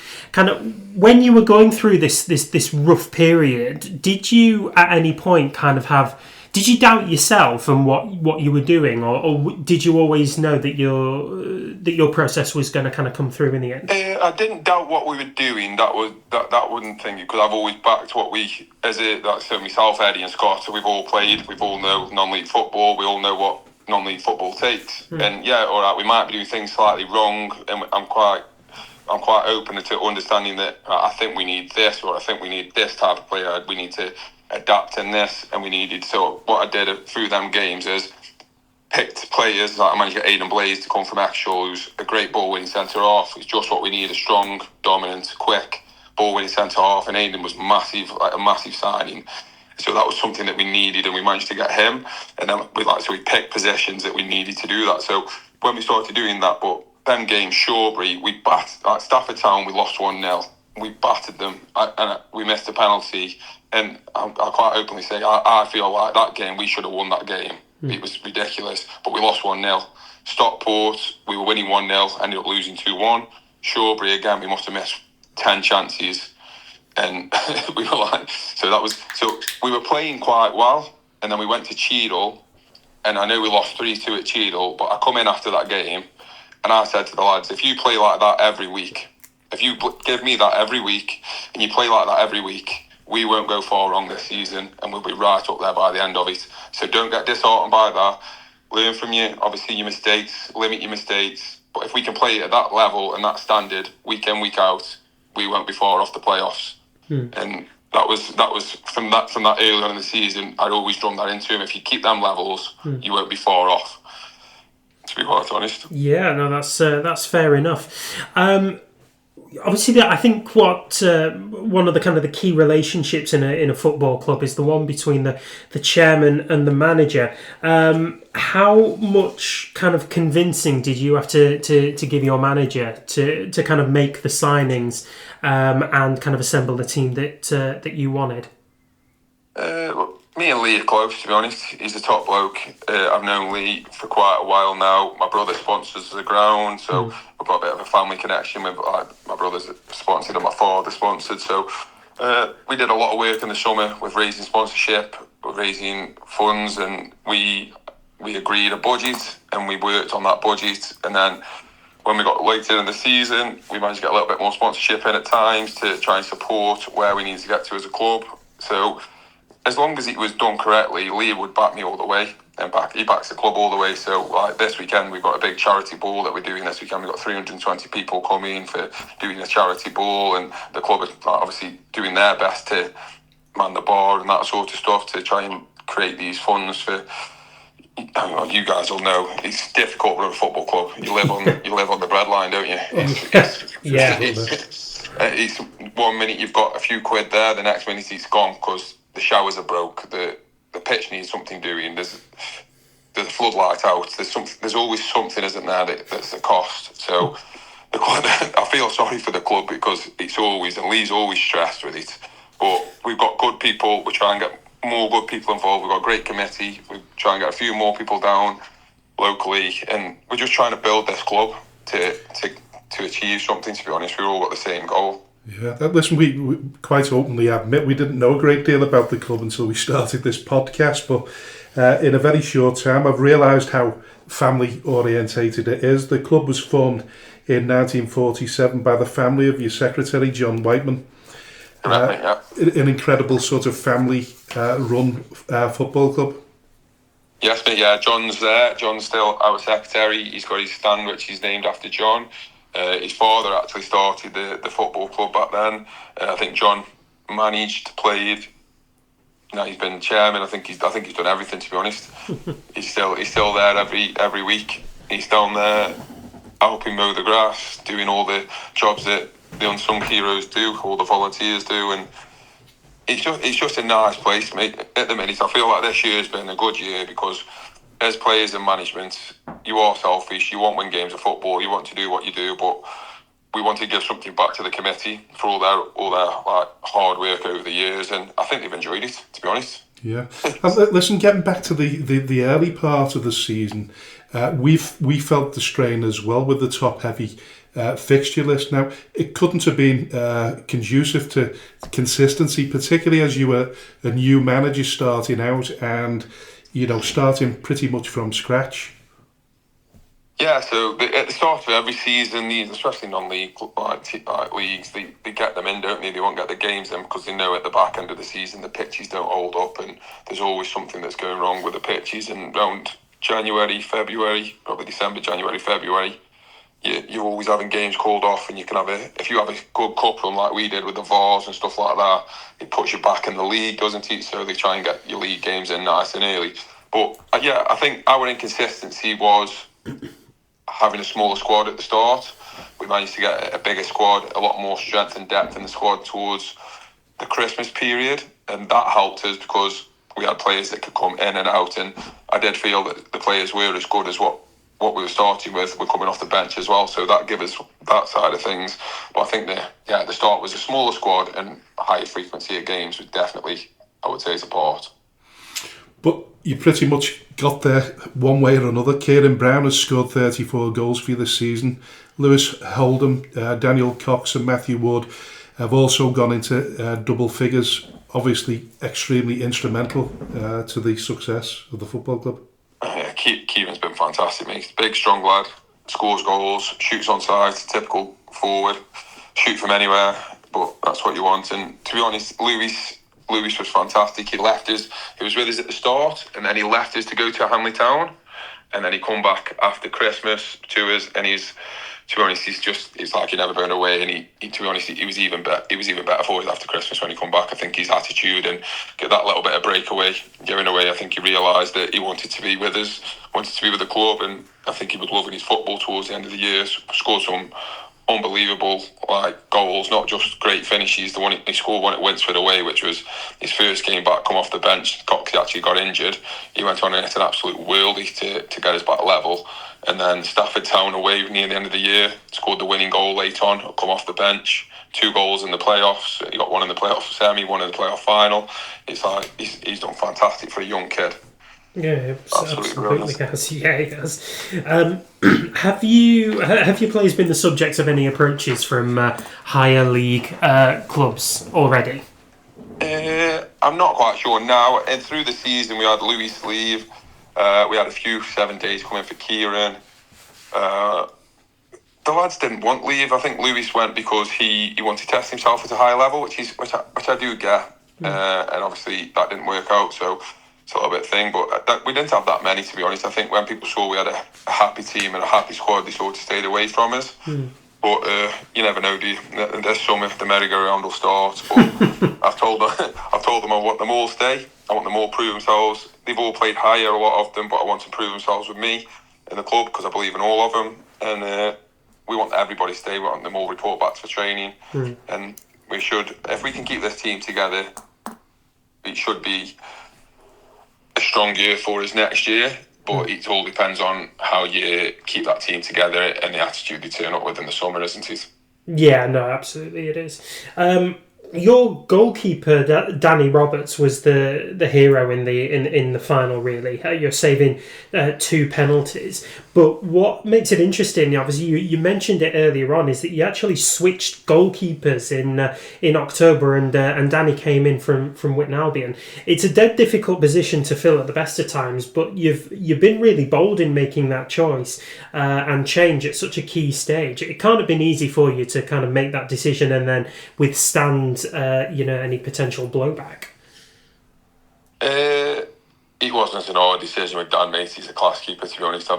Me and Dan have played together both at Norton United, Leek Town, Whitton. We've been everywhere together. So I'm friends with Dan, but I know what Danny's about as well. So Aaron was fantastic for us. Elliot was fantastic for us. But Dan had come in and obviously left Whitton, and he was playing in the VARs actually because Aaron was cup tied. So we managed to get Dan in for VARs games because Aaron was cup tied because he played for Eccleshire in it. And we were very lucky. So he come in, and then Aaron decided that I think he had a bit of a knee injury last year, and his knee wasn't quite feeling right. And so Aaron basically told me he was still struggling, and he basically said he was going to give it a rest for a period and just let his knee heal up and take some obviously time away for that to heal. And that made me obviously to go and make sure I could get Danny full time then. And Dan, which was gratefully agreed to come to us. And as I said, I've said it before on an interview with Moorlands Radio, Danny makes saves, mate, week in, week out, that you think, oh, the pig analysis saved that. But that's like, there's 2 a game that he'll save. A one-on-one, a cross comes in, someone a glancing head, and he tips it on the post. You're like, how's he saved that? You're just glad you got him in your goal, mate, to be honest, not the other end. Yeah, absolutely. How did it feel to kind of get over the line, after that victory over Stafford? God, my nerves were shot. I was done in. But it was like absolute emotional roller coaster for me, because we went obviously 1-0 up, and then we went 1-1, 2-1 up, 2-2. Then it was like a basketball game, to be quite honest. We were attacking. We made a couple of decisions. We went 3 at the back. We went just all out. We were attacking, but every time they put the ball forward, they got a good front 3. Stafford Town now, they've got like Hersey, Jaden Hunter, and a lad called Pat up top, who they'd scored some goals between the 3 of them. So I think they'd all got over double figures, and it was like gungo, and so it was like they were on, then we were on. It was just like for the last 15-20 minutes. In the end, I was just praying it would finish, to be honest, because I didn't think my nerves could take it anymore. As soon as we got to the penalties, I knew Danny would give us one. I knew he would. He always does. Every time I've played with him and thingy, he always saves one. He's a big lad. He moves quick. He gets across his line. Fantastic. So I knew he would get one if he went the right way. The first lad, I think Danny would have saved it anyway. He's whipped it and he's hit the post, but Danny had gone the right way. And to be fair to Dan was saying he'd have got there, but all goalkeepers do, don't they? But and then the next 2, he was brilliant. To be fair, the next 2 he was bread and butter for him, to be honest. So you battered Eccleshall 5-0 in the semi-final of the playoffs. Appears to be a relatively easy game for you, but then you've moved on to Stafford Town, who obviously played up the high end of the table for so long and fell short at the last minute. But this must have been a totally different proposition for you, and a great way to round off the playoffs. Oh yeah, beating Stafford, mate, was fantastic, because we lost to them early in the season, and then we beat them at their place. So we knew it was going to be a close game, because all the games that we had with them were close. But beating them and just getting over the line. I've been in some good games as a player. I played in the FA Cup first round. I've got to the FA Cup first round with like my dad's team, Norton United, and then I got promoted with Norton United from the North West Counties Prem. They were fantastic days, unbelievable, but not as good as what I had on Saturday, because it's just a different feeling. It's like a proud dad moment, I would say, where you think, geez, we've done it like as a team, as a group. As a player, you're quite selfish, aren't you? You're like, oh, if I'm not in the team, you're a little bit disappointed and you're a bit thingy.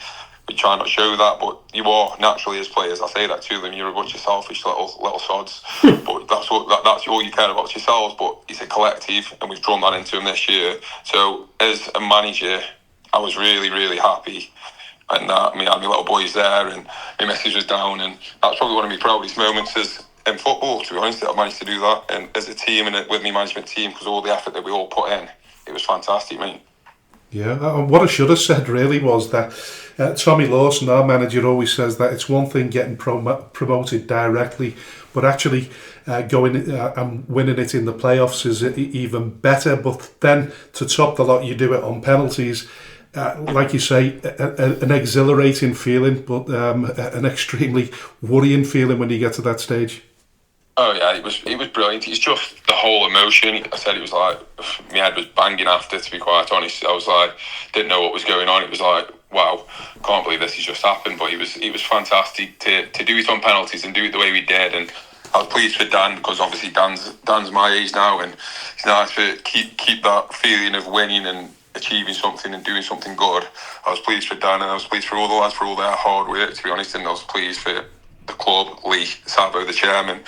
He's put so much work in this year with doing events off the pitch, trying to raise money and doing all that stuff. That's like by winning that game was all worthwhile this year. And what have the celebrations been like since? Have they quelled down now, or are they still ongoing? They were ongoing last weekend because we all went to Dublin for the end of season do. So that was a great. I just went for the Friday, and I come back on the Saturday evening. Come back, little boy had a cup final on the Sunday. But we had a great time as a team.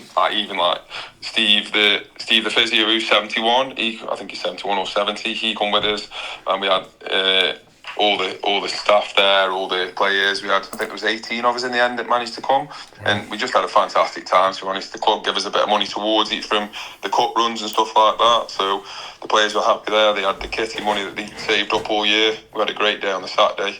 So you don't fancy Dublin, or apart from Dublin, so you don't fancy Benidorm or Magaluf? That's where they normally go, isn't it?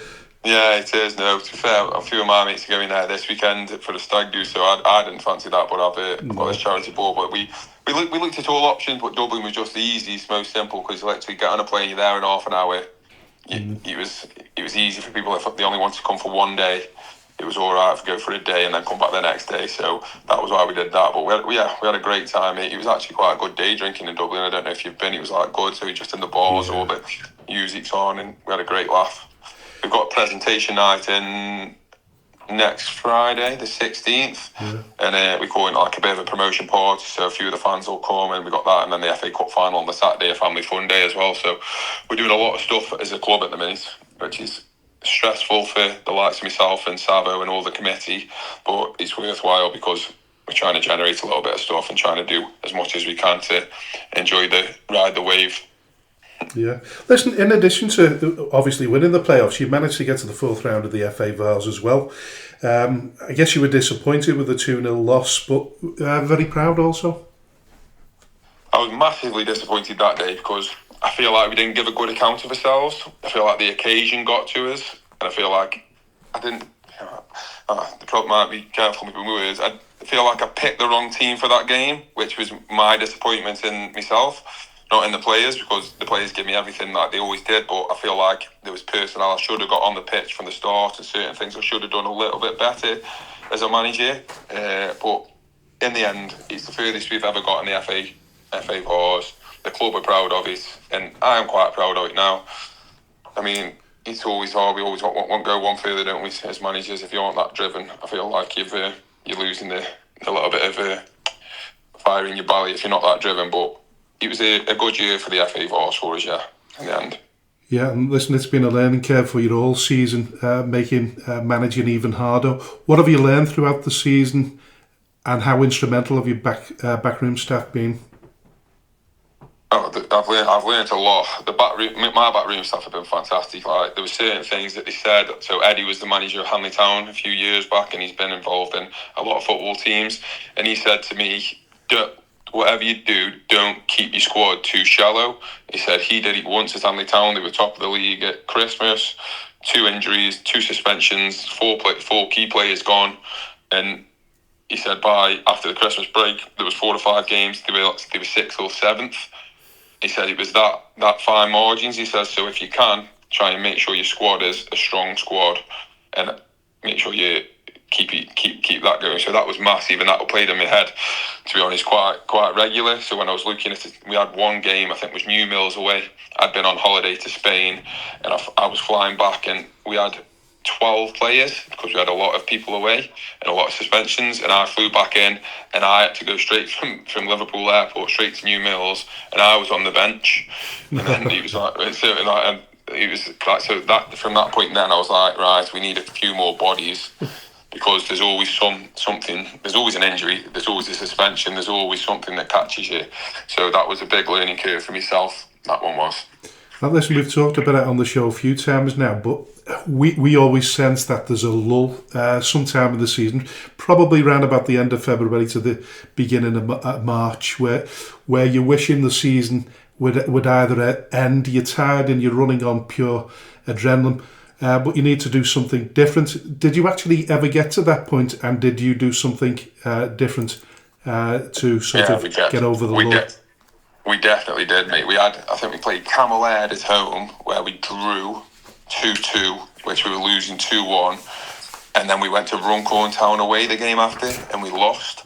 And the performances had dropped massively. And we just, to be honest, I said it to the players after the game, which I wasn't trying to upset them. I said, I'm sick of seeing you lot. I feel that's what I basically said. I said, I feel like you're all irritating me, and I feel like I'm irritating you. I said, so I'll tell you what, I don't want to see you now. We had a Saturday off, I think, after that. And I said, I don't want to see you for 9 days. I said, go, enjoy yourselves, look after yourselves, do a bit of running, but just go and spend time with your families, spend time with your missus, go away with the lads, whatever you need to do, go and do it, and go in and have that break now, and I'll see you this Tuesday for training, the week after. And we just basically had a full week, just over a week, of not doing anything, not really contacting, doing the bits of stuff that they wanted to do, and they all come back a bit more up for it. And we had a discussion on the Tuesday, and we were back in. From that was when the running come, and it worked perfectly, to be quite honest, for us that day. Yeah, and we've had various moments, haven't we, where there's been a fair amount of breaks in the season, which helped to either regain fitness or get players back from injuries. Yeah, we didn't have that many Saturdays off, actually. We didn't, because I know Akershall had so many Saturdays this year where they didn't have games, because I know both their managements, and they had a lot of time where they weren't playing them. I don't like that personally. I like the consistency of week in, week out. You know where you're at. Should know what your teams are. You know what your players are at. You know where you're doing things. Obviously, you need a bit of luck if a game gets called off and you've got a few injuries or there's something around a period. You need that bit of luck at times. But we didn't have that many Saturdays or things off. We didn't have many Tuesdays where we were thinking. We trained basically Tuesday, Thursday. We trained, and we were quite. Scotty, our coach, he hates missing training. It's in his DNA. He likes being there training. He moans if the lads aren't at training and stuff like that. So we're quite regimented with stuff like that. But yeah, the little break we did a couple of curry nights as well through the year, where the club paid for the curry nights, where we went down to the local curry house and on a Tuesday, which I always do it on a Tuesday, to be honest, because I play myself, and on a Thursday, when you've only got 1 day left of work, you all have a few too many beers, and you've only got to get through 1 day at work, and then it's Saturday. So we always did it on a Tuesday. That was my rule. I don't mind doing it if we do it on a Tuesday. So we did a couple of curry nights at the local curry house, where we had a good crack, a couple of pints, and that sort of stuff on them nights. So break it up a little bit, but ideally we were fit. That was one of my big things in the summer when I took over. I was like, you lot are going to be the fittest team in this league, and you're going to run people, and you're going to be fit in, we're going to score late goals, and that's what we're going to do. And that's how we were as a team, to be quite honest. That's what I like to see, fitness levels up there with good players. You can't cope with it once you get into the latter stages of games if you've got a real fit side and lads coming off the bench which are really fit as well. It's difficult to play against. It certainly is. Moving on to next season then, which I assume will mean a move over to the Midland Prem. With all that it has in store for you, you must be looking forward to the new season. Oh yeah, we're buzzing, to be honest. We want to go and have a go and see what them. If we don't know officially what league we're going into, but we do. I think it'll be the Midland Prem, because I think that's where Hanley Town will go. So there's a few local derbies. You've got Hanley Town, Stonehold Lanians, Brockton. There's a few. I think might be a couple of others as well, which are quite local to us. So we've got quite a few local derbies, which will be there, and it'll be good. What's the options for that, John? Would that mean going into the North West Counties Premier Division if you don't get into the Midlands League? You would think so, yeah. So the old route was you go North West Counties 1 and straight into North West Counties Prem from when you were from Stoke, because we did it with Norton, and I know that Hanley Town did that as well. And then I think the logistics now with having Northwich Victoria, 1874, people that are more north than us in the Midland Prem, I don't think we would do that, but that is another option, yes. Yeah, listen. That's a tough league, though. Listen, they're all tough. The Midland League or the North West Counties, sorry. Yeah, true. To be fair, they're all tough divisions now. Yeah, they're strong clubs. Listen, I know you alluded to it before about from a financial perspective that there's not a great deal of money at the football club. It's doing okay, but can the club compete at the higher level and looking at the infrastructure as well. Is it set up well for next season? We've got to do a little bit of work on the ground. I think we need another 100. I think it's 100 stand to put in, but we'll have to have that done by the following season. I believe that is. They give you till next March. I think it is. Yeah, I believe. I'm not quite sure on that, so correct me if I'm wrong. But I know that Lee spoke to me about that, and yeah, to be honest, that's what we were a little bit worried about when me and Lee did sat down. We were on. We were having a conversation the other day, and we were like, "Can the club cope with going and trying to go again and again?" And we weren't quite sure, so we've got to have a little bit more communication on that. And then what we'll do is we'll just communicate. And to be honest, we've got the people around us now to try and get us to this stage where we want to. Yeah, listen, the deadline is the 31st of March next year, so that gives you less than 12 months as we're sitting here now. So it's quite a feat to accomplish before the 31st of March. It is, mate. It is. So we've got people around us. So there's obviously myself. I've got a building company. My brother does quite a lot of property development, and he's got an M&E business. And so we have got people around us. My father's got an engineering business. So we're okay in that sort of respect, but we don't want it lying on everybody at the club. So we're trying to generate good sponsorship. We try and get people through the door, more fans, which we have done this year. Our attendances went up by, I think, 30%, over 30% this year. And that's fantastic. That's fantastic news for the club. It's fantastic for the local area. A lot more people will come and watch us. And I think if you can keep the momentum going, that will always grow. We've got plans in place. We want to try to do a new clubhouse eventually, and we're looking at certain AstroTurf pitches, and we've got quite a lot of land at the club. So there's things that we are trying to develop, but that's just going to take time. Mm-hmm. It just takes time, with football grants, and you need to try to raise a certain percentage of money before you can get the certain grants and all that sort of stuff. So we've had conversations with the FA to support us with helping with avenues of that sort of stuff, but that's the sort of stuff which I'm trying to leave to the committee. I'm trying to stick to as a football manager, to be honest. Yeah, listen, best of luck with that. But talking about recruitment in the close season, have you started planning? Yeah, so my plan is to speak to all my current team. I've spoken this week, probably over this next weekend and the start of next week, to make sure everybody's okay, everybody's what they're thinking. The older lads, are they going to give me another year?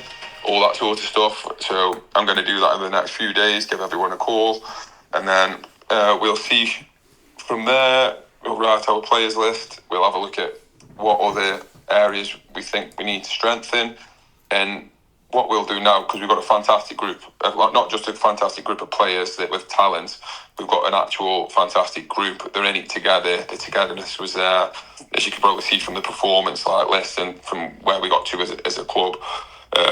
You can't do it with a group of individuals. You've got to have a togetherness and a good dressing room and galvanised. And we were there last year, so I want to try and keep that group doing that. And if we can do that again and add the odd one or two that want to be part of that, and it adds his quality and adds a little bit more firepower in certain areas or strength, that's what we will do. But you'll have to be the right personnel now. Being a little bit picky, to be honest. Yeah. You've done well so far. Listen, you'll be entering the FA Cup for the first time next season. Are you looking forward to that? Yeah, that'll be good. That'll be nice. Someone told me that actually when we were in Dublin, the first game of the season normally at that step is the FA Cup. So it's extra preliminary round, isn't it? I think. Yeah, I think it's normally the first weekend in August, isn't it? That's when I was playing. I don't know if it's the same now, but yeah, that'll be nice because that'll be my first time being in the FA Cup as a manager. So that'd be nice to get a little run in that if we can, and he always goes on luck of the draw, doesn't it? That one does. And a decent run in the FA Cup will bring in much needed funds to the football club as well. Yes, mate. Yeah, that's always nice, isn't it? If you can get that little bit of a couple of cup runs, and if you can get the FA Cup and the FA Vars into some half decent stages of that, it always supports the club, doesn't it, with a bit of prize money. Yeah, it certainly does. Talking about you, you're a multi-business owner, and you're a father to, is it 2 children you've got? Yeah, I've got Albert and Theodore, mate, yeah. Yeah, exactly. And, you're a manager of a football club that's just been promoted. I mean, where do you find the time to do all of this? I don't know, to be honest. My wife goes mad because I'm always on the phone, and I'm obsessed with football, and that's like as hard as running the business at times, to be quite honest. So I think it's just in my nature. I think it was in my family's nature. My father did it. I think I saw my dad from a young age doing football. I was always around non-league football and always around my dad. Who was always working, always doing business, always doing things. So I think it's just bred into you from a young age, and if you can cope with it, you can cope with it. It's stressful at times. They put pressure on you, but I think I enjoy the pressure. Looking forward, what are the ambitions for Jonathan Beaumont? I know you've mentioned the fact that you've got a busy workload, but in terms of football, do you see yourself moving any higher? Any ambition to move higher up the non-league pyramid? That's a good question. That is, I've not even thought of that. I'm enjoying what I'm doing right now, to be honest, with the team that we've built and the project that we've got at the Abbey. So I look forward to trying to grow and support the Abbey with what they want to do as a club. That's like what we did at Norton as well. So that's probably a little bit from my family background as well. So I want to, obviously, if you're a football manager, you want to do well, don't you? You want to do well, you want to get promoted. I mean, if any manager said they don't want to go and win the league next year, you're in the wrong job. It's just not, it shouldn't be there. You should be driven and you should be wanting to go and win the league. I mean, realistically, of winning a league that you come into is difficult. We all know that, but we want to try, and that would be our ambition, to win anything. So my ambition is to give a good account of ourselves, do what we want to do. And me personally, I would love to take the Abbey to another level and get them to step 4 eventually. Don't know how long that would take us. We don't know, but that would be my next step as a manager. And then from there, I would evaluate and see, because that's going into step 3, step 2, step 1. That is some unknown territory for me, and them sorts of places are big clubs and difficult clubs to be involved in, to be honest. Yeah, but listen, if you keep this momentum going with your current football club, then other clubs will be knocking on your door. There's no doubt about that. Listen, it's been an absolute pleasure, John. Congratulations on the playoff victory. Thanks for coming on the show, and we wish you all the best of luck next season. Cheers, gents. Thank you very much. It's been great to be on. Thank you. Not at all. Thank you, John. Take care. Bye now. Special shout out to all the businesses that support Skelmersdale United Football Club: Origin Sign Company, T&W Garners, 7PDS, Skem Express Cars 5005, Lease Car UK, RNB Auto Centre, SB Skills Solutions, and Hey Presto Web Design. Thank you to everyone who donates to the club, supports our race nights, raffles, and the lottery bonus ball scheme. And, of course, the last man standing. A special thanks to those who organise these fundraising events, especially the incredible Lee Davis and Lucas Bergquist. To all who stand by us both on and off the field, we are truly grateful. If you wish to sponsor the show, please contact me at chairman.skemutdfc@gmail.com or call me on 07766 054 548. All proceeds will go to Skelmersdale United Football Club. Thank you for your unwavering support. Welcome to the third and final part of the Speaking Frankly football show, and a big thank you to Jonathan Beaumont for coming on the show. Terrific character. Very much so. And a great season. Yeah, he's helmed a really, really successful season for Abbey Hulton United, and one which, has been mentioned before, could take them well beyond the scope of county football, and could take them, to northern level or even national level. I think for Abbey Hulton has got an awful lot of traction behind them at this point in time, and I think Jonathan Beaumont is emblematic of a very unassuming group of players who do know their potential but aren't letting possibilities get to their head. They're just having a really, really good time of it. Yeah, and as he alluded to, he's done a lot of learning over the last season. Yeah, it's his first foray into management. Yeah, it is, and he's done extremely well. He's hit the ground running already. You'd love to have a success story like that so early on in your managerial career. But it's happening more and more, isn't it? We're hearing about young managers making a huge difference at this level of the pyramid. It's so we obviously, Dave Jones has kind of been one that we've mentioned up and down this season already. We had the Exton Villa manager, Matt Atherton, who of course won the playoff final in the Division 1 North with Exton Villa. A lot of managers finding success at this level of the non-league circuit in their 20s and 30s. Blossoming careers are happening all around us, really. Including Dan Dawson as well, because he's 32 years of age. He's breaking his teeth at Market Drayton Town. Yeah, absolutely. So he's got ambitions for going into next season. I think they finished about 9th, so he's going to be wanting to improve on that next season. Listen, it's a young man's game, and I'm 57 years of age, coming up to 58. I'm not playing football, but I'm not managing. But we have argued probably one of the elder statesmen in the league, in Tommy Lawson, haven't we? He's in his 70s now, and he's 73. He's 73. Sorry, 73, 70. He's 75. He's 74. 75 this year. November. Yes, he is. Yeah. Sorry. Yeah.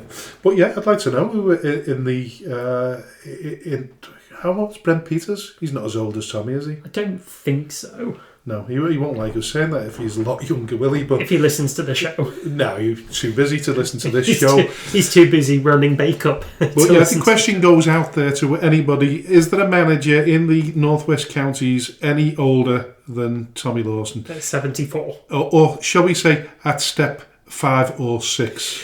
Yeah. To broaden it a little bit, because I've not seen anybody quite as old as Tommy, and this is not having a go at Tommy, Tab.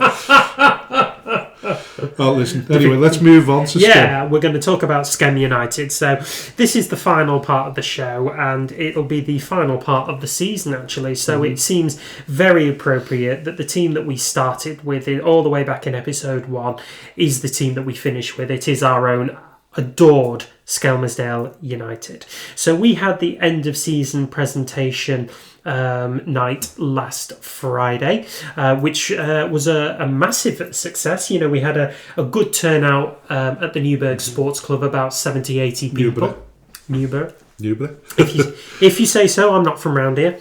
Newborough Sports Club, in which sort of 70-80 people turned out in their droves for a really good night of recognising the achievements of the players and the club throughout the season. Despite obviously its well-headlined difficulties, there were some successes there, and we were really eager to put a major stamp on the celebrations of them, as well as a night of buffet food and karaoke. Karaoke. Should we mention who the award winners were? Yeah, we absolutely will. So the Players' Player Award went to our captain for large parts of the season, Mr. Harry Middlehurst, who has established himself as the rock in the heart of our defence at the very young age of 19 years old. And then both the Supporters Player of the Year and the Managers Player of the Year both went to the same player, Mr. Alex Priestley, who has been an ever-present for Skem United since turning out for the club at the trials session way back in the beginning of the season in about June time. Alex has slotted into various positions across the starting 11 wherever he's been needed, whether that was at right back, right midfield, or up front. I am sure he's grown in stature. He is absolutely throughout the season. He's done really remarkably well. Yeah, absolutely. He was just a raw winger with pace, but now he's probably one of the most hard-working players we've ever seen this season, and he's fully deserving of the recognition by his supporters and by his manager. He's taken home that many awards that Phil and Andrea are going to have to rearrange their mantelpiece in order to fit his trophies on there. So a massive well done to both Harry and Alex for their very superb achievements this season. And Harry Middlehurst was in receipt of the new Wally Bennett trophy, the Players' Player Wally Bennett trophy, kindly provided by another club legend, Alan McDermott. Appropriately, it was presented to the Players' Player of the Season by Alan as well. So thank you very much to Alan McDermott. Yeah, and we hope very much that Harry Middlehurst, as the very first recipient of the Wally Bennett trophy, has done Wally proud. Wally being a huge part of the Skelmersdale United team during its heyday of the 1970s, appearing at, was it 2 Wembley Cup finals? He appeared as centre forward in the 1967 final and slowed down a little bit, centre half in the winning cup final in 1971 when we beat Dagenham 4-1. And Dagenham have got their own problems as well. We'll feature that on the show sometime soon. We certainly have, yeah. But very, very even more appropriate now that the Wally Bennett trophy and the occasion where he went to Wembley as a centre half, and their very first winner of the trophy was a centre half. Quite appropriate, don't you think? Yeah, most definitely. Very much so. But yeah, we had a fantastic night, and Did you enjoy yourself? I had a lovely time. Yeah. We must give thanks though to Newborough Sports Club and to Dougie and Andy Burks for allowing us to use the facility. Very, very gracious, as well as the bar staff as well for presiding over what I really hope was a very profitable night for both them and us. But mostly and very finally, but more deserving than anybody else, I want to thank Mrs. Rowena Hughes, and I think I speak on behalf of Skelmersdale United as a whole. So Rowena is our what would you call her? She's chief in charge of hospitality. Chief in charge of hospitality and don't know the right word for it. Yeah, chief in charge of hospitality. She does everything. She does the kit. Oh yeah, she does. Yeah. So Rowena on the presentation night was busy preparing an enormous arrangement of meals and food to cater for the various dietary requirements that were needed to host such a successful night. The day before, she had picked up the ESPFA youth team kit and had washed that, as well as washing the Skelmersdale United first team home and away kit every single week throughout the season. So I want to pay a massive tribute to Rowena for doing an amazing job that often gets passed by in the midst of the celebrations that we have on the pitch. So thank you very much, Rowena Hughes. And at this point, I think it's probably a good time to mention the sponsors and all those people that have helped the football club financially. Yes. Whether that be through donations or fundraising, buying raffle tickets, being involved in the lottery bonus ball scheme, nights, which is run by Lee Davis. Yeah. Absolutely cracking bloke. He's raised over £4,000 for the club this season, and as mentioned on the night, another £1,500 will come through to the bank account before the season starts next season. That gives us a good. It gives us a good start to next season. Yeah, absolutely. And another tribute to the organiser of our last man standing competition, Mr. Lucas Bergquist. Yeah. It's only really fair that we're acknowledging him. So Lucas is one of our youngest supporters. I think he's turned 15 or 16, something like that. Been involved with the club for a few years now. Was probably one of its biggest and most die-hard supporters through thick and thin. And alongside Dave and Steve Lukins. Yeah, very much so. The three of them picked up the Supporter of the Season award, which was thoroughly deserved. Yeah, very much so. So thank you very much to Lucas and Steve and Dave for all your unmoving and unwavering support and help for the football club during this season, and we are really looking forward to seeing you on the terraces and in the stands next season. Thank you all. Yeah, listen, and on the slightly sort of more humorous point, Peter Smith wasn't at the players' presentation. He was expecting him to be there with his dad, but unfortunately he didn't turn up. They were unable to make it because Peter had a cup final to play. Oh right, I didn't know that. So I thought they were due to come. No, so Peter plays for Aintree Albion in the Liverpool leagues, and they reached a local cup final where unfortunately they weren't able to bring a trophy home. Peter and his compatriots lost 2-0 on the night, very unfortunately, but nonetheless congratulations to Peter on getting to the final with his team. We hope to see him back again next season. Which he actually, because he didn't turn up, he spoiled me joke. As I said to the audience there, faster than Lewis Hamilton in the car and slightly faster than Sheik on the pitch. I'm only joking, but the measure of the man and his commitment to the club to try and get to the final match of the season resulted in him receiving a speeding fine. When he spoke to the copper and told him he was on a mission of mercy playing for Skem, the officer replied by saying, "You're wasting your time. They're already losing 3-0. Now, it's got to be said at this point that with 12 points, Peter Smith ended up with more points than Skem on 8. Well, listen, thanks, Peter. Thanks for your efforts. We really appreciate Thanks that. for your efforts. Really appreciate it. Listen, I think he was doing 104 miles per hour on the M58. I mean, that's incredible. That's some speed. So all that in a Robin Reliance. Well, I don't know what just be safe, Peter, for Pete's sake, man. So we had a really good night on the presentation award.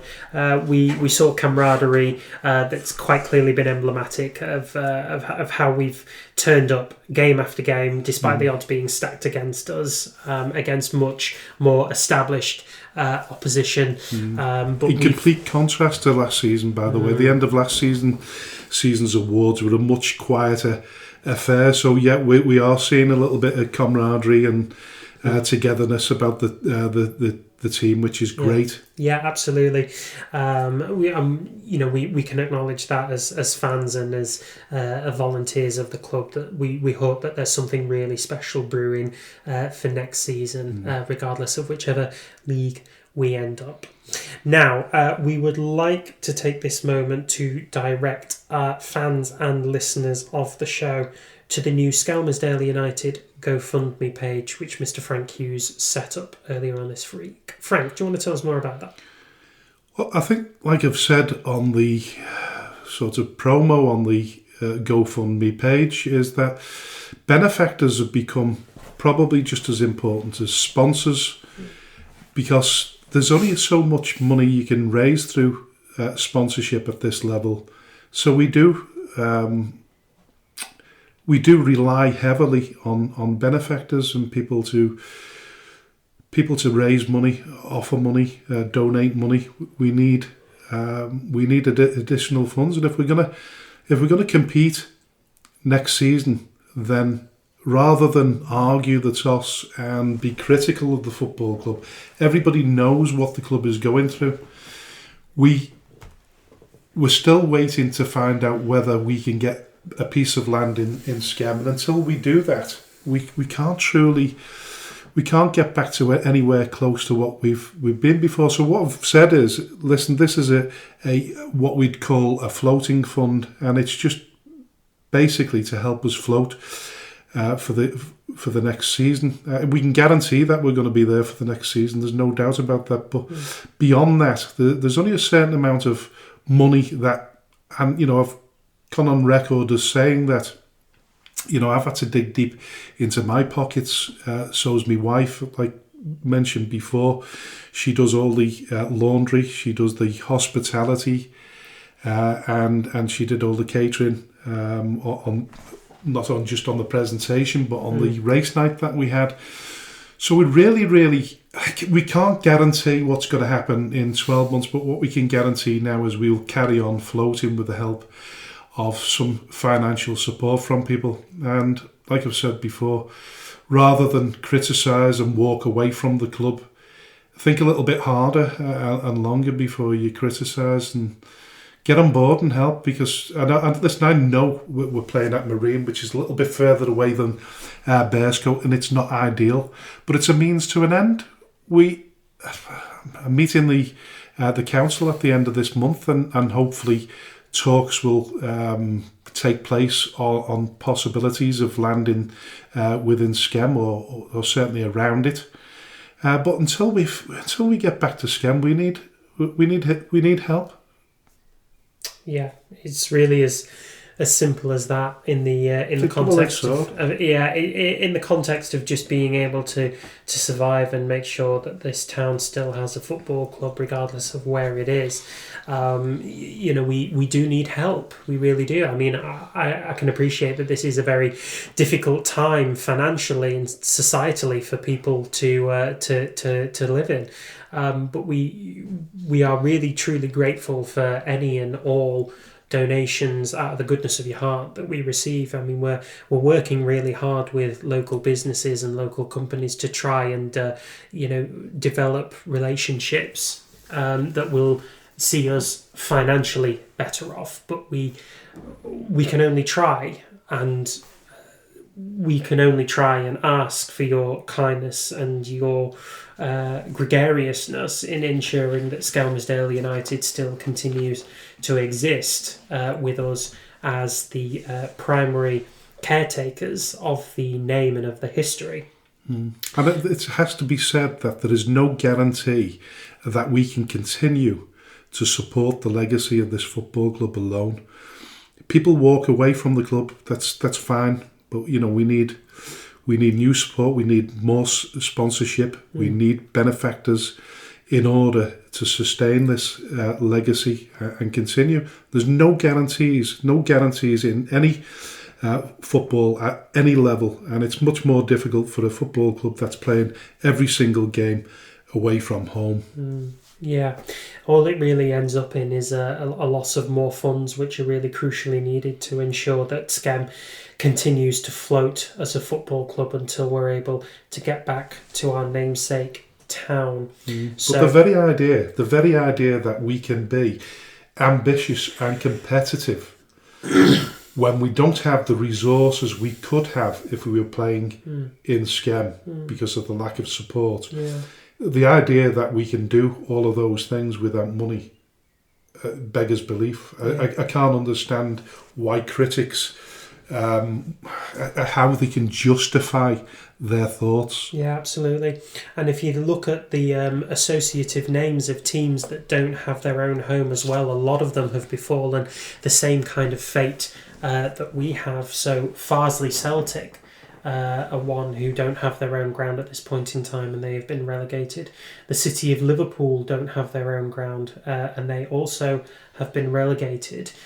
To not have your own home is an enormous loss of advantage to teams around you that don't have to fork out larger than normal sums of money. And although we are grateful to Prescott Cables and to Burscough in history and to Marine for coming up for their hospitality and for taking us on as tenants in their grounds, it does mean that although we do have a temporary home, we are still losing money, and we are having to work extra hard to make sure that those finances are covered one way or another. And I know that this is a very exciting time to be a part of this club in terms of our ground share agreement with Marine and our new home and new surroundings in Crosby and the greater Merseyside area, or Sefton, whichever one it may be.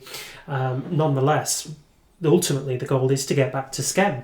So we ask you again, with the greatest respect and the most humble point of view, to dig deep and continue to support us financially, emotionally and physically on the sidelines throughout this season and beyond. If you have any questions about where the direction of this club is going, or anything related to how we may get back to Skem, anything at all, we have a very open door policy and we're more than happy to answer your questions. So listen, we've set the target for the fund at £10,000. What £10,000 would do for the football club? Well, it'd certainly pay for the ground share agreement for next season, which would go a long way to help the club in other areas. Finance can be redirected somewhere else, and hopefully with a little bit more sponsorship on top of that. maybe an increase in gates, then we can be a little bit more competitive than we certainly have been over the last 2 seasons. So I implore anybody that is interested in providing funds and donating to the GoFundMe page. There's links set up on all social media. Sites. Yeah. So including Twitter, which is X, isn't it, and Facebook, and other social media platforms as well, Instagram. We will, yeah, and we'll continue to post those throughout the season. Thank you. Hopefully that will resonate with a few people out there. With the funders already raised, I think £160. £160, yes. Been a slow process, but is the early part of the month. And maybe when people get paid towards the end of the month, they might be generous and send us a few, Bob. We certainly hope so. So that is the end of season 1. Oh. Yeah, the end of season 1. So 24 shows, 2 or 3 bonus episodes. I think there were 3 bonus episodes. It's been a fascinating. It's been a fascinating series. What's the highlight been for you? For me, I think. Oh goodness me! I enjoyed the Tony Young interview. Tony Young's was incredible, wasn't it? Yeah, the Blythe Spartans fan that decided to give his players a bit of what for when they were losing. They'd lost 5-0 at Bamber Bridge. And Tony, he said it as he seen it, and he didn't like what he'd seen. No. Unfortunately, Blythe Spartans didn't win another game, and I think they finished on 18 points and got relegated at the end of the season. Yeah, unfortunately they did, but Tony has taken an oath to continue to watch Blythe Spartans come rain or shine, home and away, but he will be doing it in a more regionalised league next year. So your highlight, have you thought? So my highlight, oh God, I think for me the highlight was speaking to Paul Barthorpe, because we were the only sporting outfit to be able to do that, the only podcast show that managed to get him on, which was a huge achievement for us. A bit of a coup, really, wasn't it? In the midst of competition, from various, YouTubers and podcasters alike. We got him on, and we had him on for a while, and we gave him a full expose of his side of the story, which no other podcast platform was able to do, and we asked him questions. Before or since, I gather he's not even been on Football Away Days on YouTube. Goodness me. Yeah, so that was a massive coup for us and a real good turning point. Yeah, it was really good, and it's backed up by the listening figures, which keep going up. Do they? It's probably, out of all the podcast episodes that we've done, it's the one that rises week on. Really? Week in, week out. So people still going back and listening to that. People go back to the other ones, but not as much as they go back to that one. That's extraordinary, that one, and which of course leaves us in turn to be very grateful to our listenership throughout this thoroughly experimental but incredibly enjoyable first season of the Speaking Frankly Football Show. We hope to have some bonus episodes starting next week. Hopefully we'll have a special guest on the show. Yes. I'm hoping it will be Gary Moore, but that could change because I've not even approached him yet. I've approached the secretary. And I don't know whether I said it before. Did I say it before? The secretary said, whatever you do, don't get him on camera. Don't get him on camera. I don't know what that's all about. No, me neither. No, maybe Gary will explain that. Maybe Gary will explain, when he eventually does come on the show, But we want to extend a big thank you to our listeners for staying with us, spreading the word through positive reinforcement that we are actually doing something that's broken a bit of a niche and that we're not actually making a hatchet job of it either. We really, truly, genuinely thank you for your support, and we are grateful for it to be coming back week after week, episode after episode, to listen to what we have to say. Yeah, and hopefully when the studio is complete and bought another camera, we'll be recording it and for video and putting it on YouTube as well. Yeah. Hopefully.